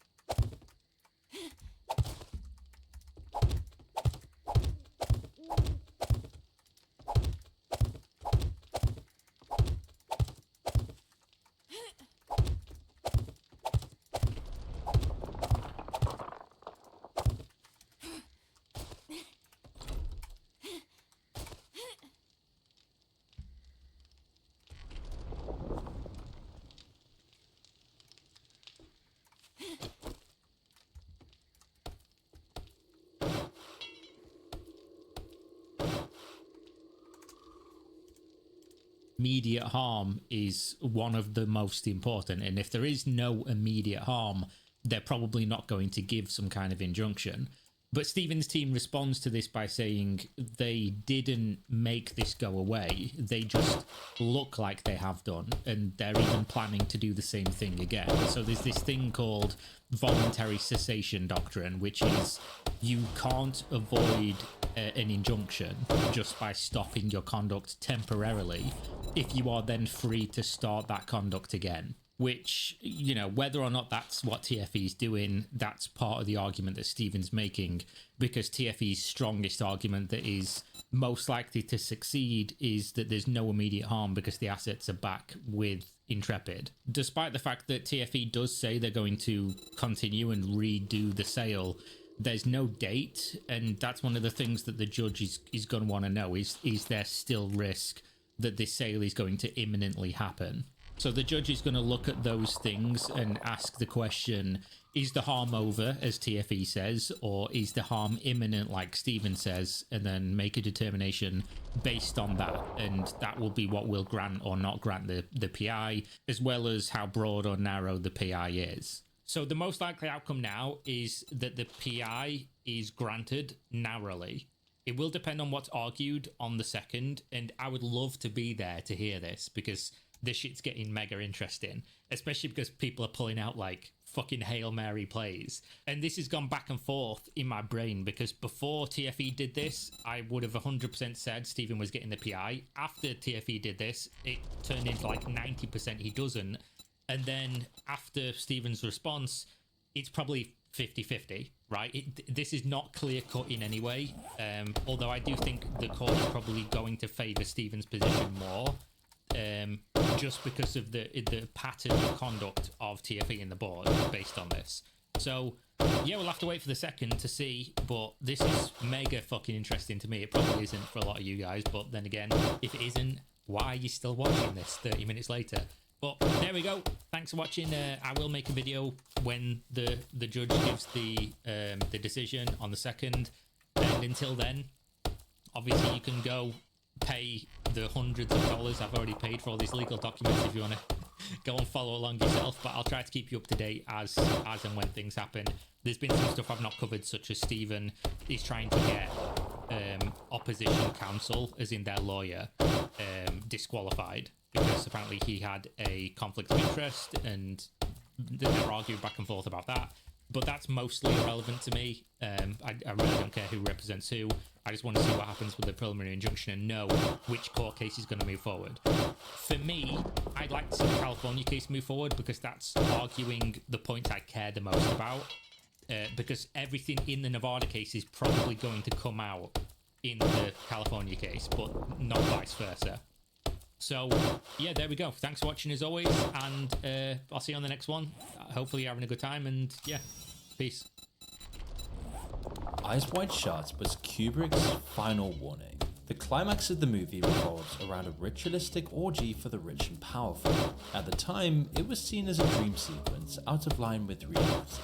Something just insane and like from a horror movie. But then, just a few years later, this footage of an I've never seen Eyes Wide Shut. I think it's the only Kubrick movie I haven't seen. I didn't think Kubrick movie in the 2000s could be good. pagan ritual was released to the public. This was secretly filmed at the Bohemian Grove, an infamous meeting palace for power brokers and future presidents. Bohemian Grove is clearly something that freaked out Kubrick deeply. And while Bohemian Grove has long been a source of conspiracy theories, some more convincing than others, one thing that is clear is that it's a place where the powerful gather away from prying eyes, despite its official motto of weaving spiders come not here. Not many photos or films exist of it, but it's been an institution for decades. This photo shows a group of powerful men, including the Presidents Nixon and Reagan, attending a meeting at the Grove. In the Nixon tape, secret recordings of private meetings were taken without his knowledge, as Nixon talks about the Grove here. Let's look at Northern California. You understand? Yeah. But it isn't just down in the ratty part of town. But the upper class in San Francisco is that way. The Bohemian Grove that I attend from time to time. But it is the most goddamn thing you will ever imagine in San Francisco. It's just terrible. I mean, I can watch 8 games of the life in San Francisco. The ritual in the film mirrors exactly what's said to happen at Bohemian Grove, which revolves around a massive owl statue, an ancient pagan symbol of wisdom and hidden knowledge. It's actually the representation of an ancient god called Molech, who is synonymous with child sacrifice. Moloch, Then a few years after the film was released, a young Alex Jones of all people infiltrated the Bohemian Grove and managed to film part of what looks like a ritual sacrifice. In the grainy video, we can see people gathered around the statue with candles or lights in their hands. The footage is so uncanny because it's exactly the same ritual in Eyes Wide Shut. In fact, you'd be forgiven for thinking that Kubrick had actually been there to see it with his own eyes. Then, throughout the last 2 decades, even more of Eyes Wide Shut has come true. From the opening of the film to its chilling conclusion, Eyes Wide Shut is full of warnings. This video is sponsored by Agent Opus. You see, most AI video tools I've ever used always have the same problem. They can generate visuals, but they don't understand what you're actually trying to say. So you end up with something that looks impressive for a few seconds, but it doesn't really hold together. The pacing feels off, the visuals don't match the message, and it's not something you'd ever actually post. Which is why many famous influencers and myself are now using Agent Opus, as they're built around fixing that. Instead of starting with random visuals, it starts with your input, your voice, your script, your idea, and builds a full video around it. With their story mode, you can take something simple like a voice note, a script, or a podcast clip, drop it in, choose a style, and it generates a short video where everything stays aligned from start to finish. So if you're explaining something, breaking down a topic, or even promoting something, the visuals actually follow the story instead of fighting it. It also adds captions, background music, and motion graphics automatically, so the output feels much closer to something you'd actually publish. Which is why so many people are now using this to turn podcast clips into short form videos, adding visual layers to longer content, or just to create a quick promo video that doesn't feel generic. If you want to try it, Agent Opus is live now. Go to opus.pro/agent using the link in the description below. One of these warnings is the use of masks throughout the movie. Kubrick was absolutely obsessed with the use of masks here, and it's also something that Epstein was obsessed with. Many of the photos and the stories in the Epstein files involve them. Most creepily, there are pictures of this room on the island. This dentist chair itself, an object with potentially dark implications, is surrounded by these strange marks attached to the wall, like they're watching. And you can easily imagine someone in that chair surrounded by masks and masked people. Through characters that seem too identical to him to be coincidental, Kubrick showed us how that world operates. The initiation rituals in the film mirror his tactics of sexual blackmail. Once they've got you compromised, you're part of the conspiracy and your silence is guaranteed by lethal consequences for you and your family. In fact, it's almost impressive that so much of his commentary on that world stayed in this movie. Somehow it was released in a time when no one had any idea of what was really going on behind closed doors. In light of the Epstein files, among other things, there's been renewed debate about how much Warner Bros. And Hollywood actually changed Kubrick's final film. We now know that they added in CGI figures to obscure the famous ritual scene, but did they cut anything else? What was left on the cutting room floor that we never got to see that was perhaps a warning? It's a valid question because Kubrick wasn't around to oversee its actual release. As winter turned to spring in the year 1999, Stanley Kubrick was almost finished. Decades of planning, years of sacrifices, and the longest continuous shoot in film history had all led up to this moment. This was the culmination of Stanley Kubrick's entire life's work. The most important message and warning he could give to the wider public. But just why did you pick Tom Cruise and Nicole Kidman, Stanley? You couldn't see them for who they were? I did when I was a child. I've never been able to like either of those people. You couldn't see who they were? Maybe that was part of it, huh? Is you put people that you didn't like at the top of the movie to show that, like, the elite. I would say Tom Cruise and Nicole Kidman are the elite of Hollywood, I would say.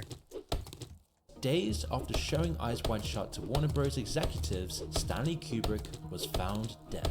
When the film was released some 4 months later, found the great dead director's from final masterpiece met with mixed reviews. Some critics heaped on their praises, but others called it dated. And a lot of people just found it very peculiar and strange. It had a very deeply unsettling feeling to it. It's almost impossible to imagine this being shown in cinemas today.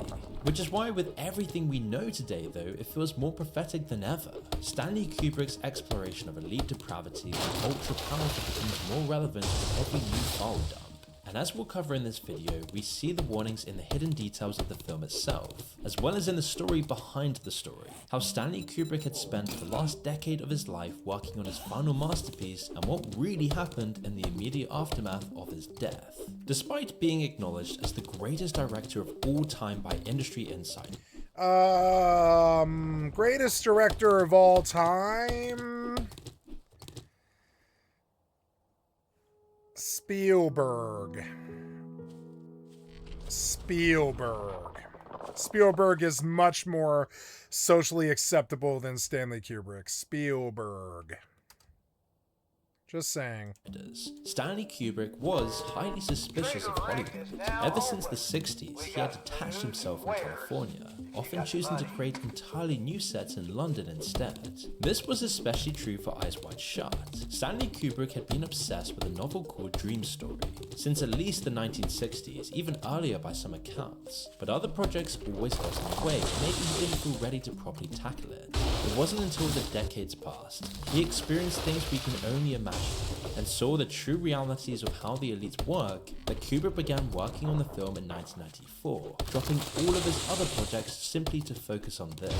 First came the screenplay. Like in 2001 or A Clockwork Orange, Kubrick had always adapted the work of others. He was a photographer before he was a filmmaker, and his main talents lay in the visual world. And you see, Eyes Wide Shut was no different, and he hired the acclaimed author Friedrich Raphael to adapt the Dream Story into his screenplay. This took over a year and tons of drafts. Dream Story is set in pre-war Vienna, so Kubrick wanted to modernize it, setting it in the 1990s New York instead, and it was Raphael's job to make this happen. It was a long, grueling process, and eventually, most of Raphael's changes never made it even into the film. Yet, with one exception, the character of Victor Ziegler. He's the main antagonist, representative of the world of sexual depravity, power, money, and blackmail. which the rest of the film hints at. If Epstein was ever in the question, Ziegler is his counterpart. Ziegler makes concrete what was left up to speculation in Dream Story. The masked orgy which Bill attends becomes a clear part of a wider conspiracy of powerful people. Ziegler's most telling line comes towards the end of the movie. Those were not just ordinary people there. If I told you their names, I'm not going to tell you their names. Hello? But if I did, I don't think you would sleep so well. Hey. Ziegler actually looks similar to Epstein, and he fulfills pretty much the exact same role.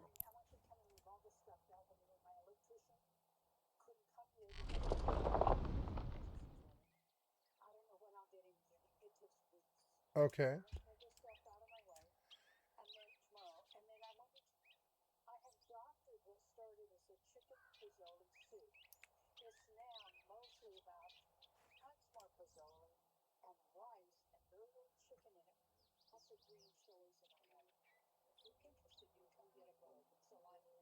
Okay, yeah, I'll come eat a bowl of soup. Can you give me a few minutes?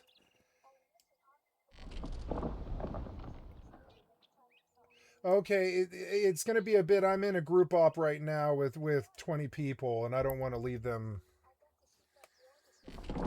Okay, right on. I'll come at 7-ish. No, I'm sorry, 7:30-ish. 7:30-ish. Sorry. All right, love you. Bye.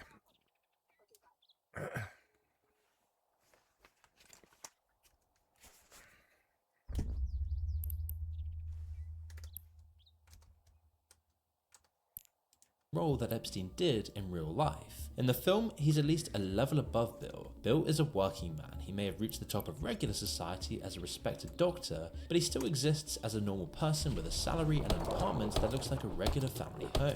Ziegler is above that. He has a massive house and decadent parties. His house doesn't even look lived in at all in any of its scenes. In fact, the house is incredibly What similar the fuck to is that? Epstein's Oh New shit. York mansion. Oh. At his party at the start of the film, we Run, also run, see run, two run, run, characters run, in the run, run, run, background. run, run, They're run. clear enough to make out their faces. Their resemblance to how Epstein and Ghislaine Maxwell would have looked at the time is striking. Ziegler is also representative of the cult of powerful people. In the rest of this scene, he plays the role perfectly. He's both reassuring and threatening. He talks to... It's a huge pack of dogs, and they're going to tear my wall. They're in my walls already. But I don't think they can reach me.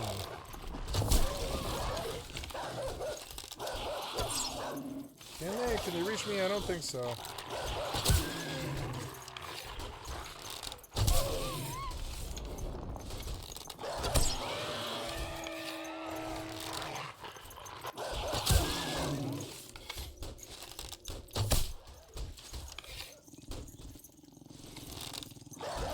The pack of dogs was awesome. I didn't even know they did that shit.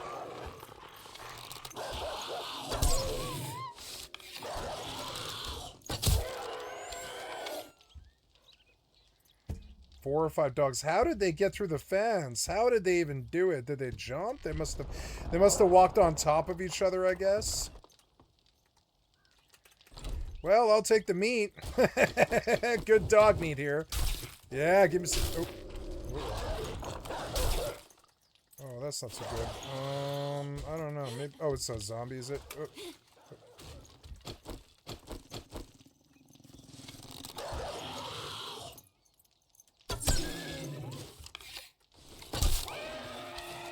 Killed him. Nice fucking 5 dogs. I was like, why are there 5 dogs on me suddenly? I love this game. I think it's a great little solo game.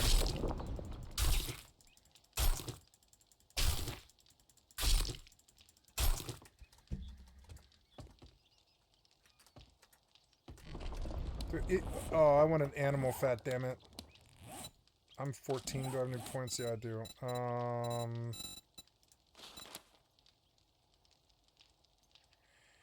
Melee kills grant 2 HP. Healing factor. Yeah, I do like that, but only 1 point though. Okay, so...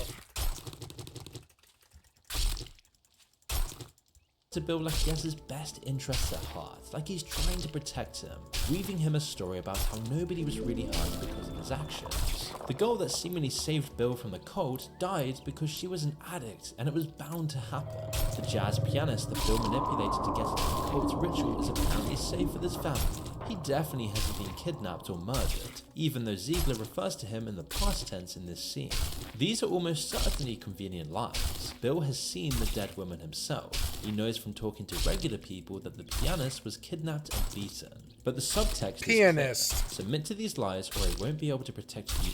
Nice AI script, idiot. You and your family will face the consequences, which is why Bill ends up completely defeated. But the oh no, they bit a hole right away. They did bite a hole right away. Wow. Or I just left it like soft block maybe is what it is. But the wall did prove to work. They got through pretty quickly. But the wall worked. It kind of worked. So now, I need some way out that doesn't compromise me. I suppose on the inside, it doesn't really matter if I get up there. So I could build like a ladder up on the inside so I can get up there at least. I don't know. Yeah, on the inside, we could do one block right there and it wouldn't be that bad. Yeah, there we go. A breakable block. I love this game. It is quite fun. Did any of those drop meat? No. No meat off those assholes. God damn it. Or water, and that's a problem. Gotta go out and... Well, never mind. I have some food. Water's a problem. Might be able to sell for water, but I don't think so. I've got to go look for some farm.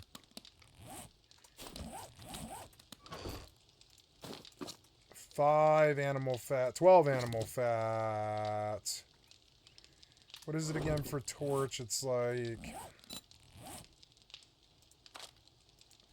Torch... I want to make some changes to the server. Animal fat, cloth fragments, and wood. So I need cloth somewhere. Cloth.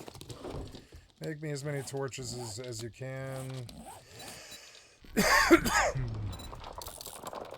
Okay. Cloth fragments, huh?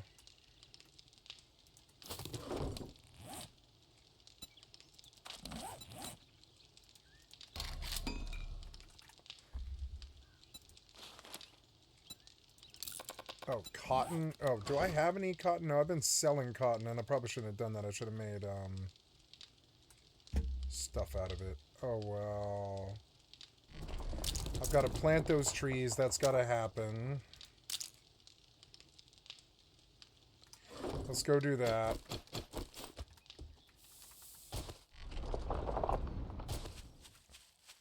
And I see now that I don't want the vision of this thing obscured like Begon was saying, yeah.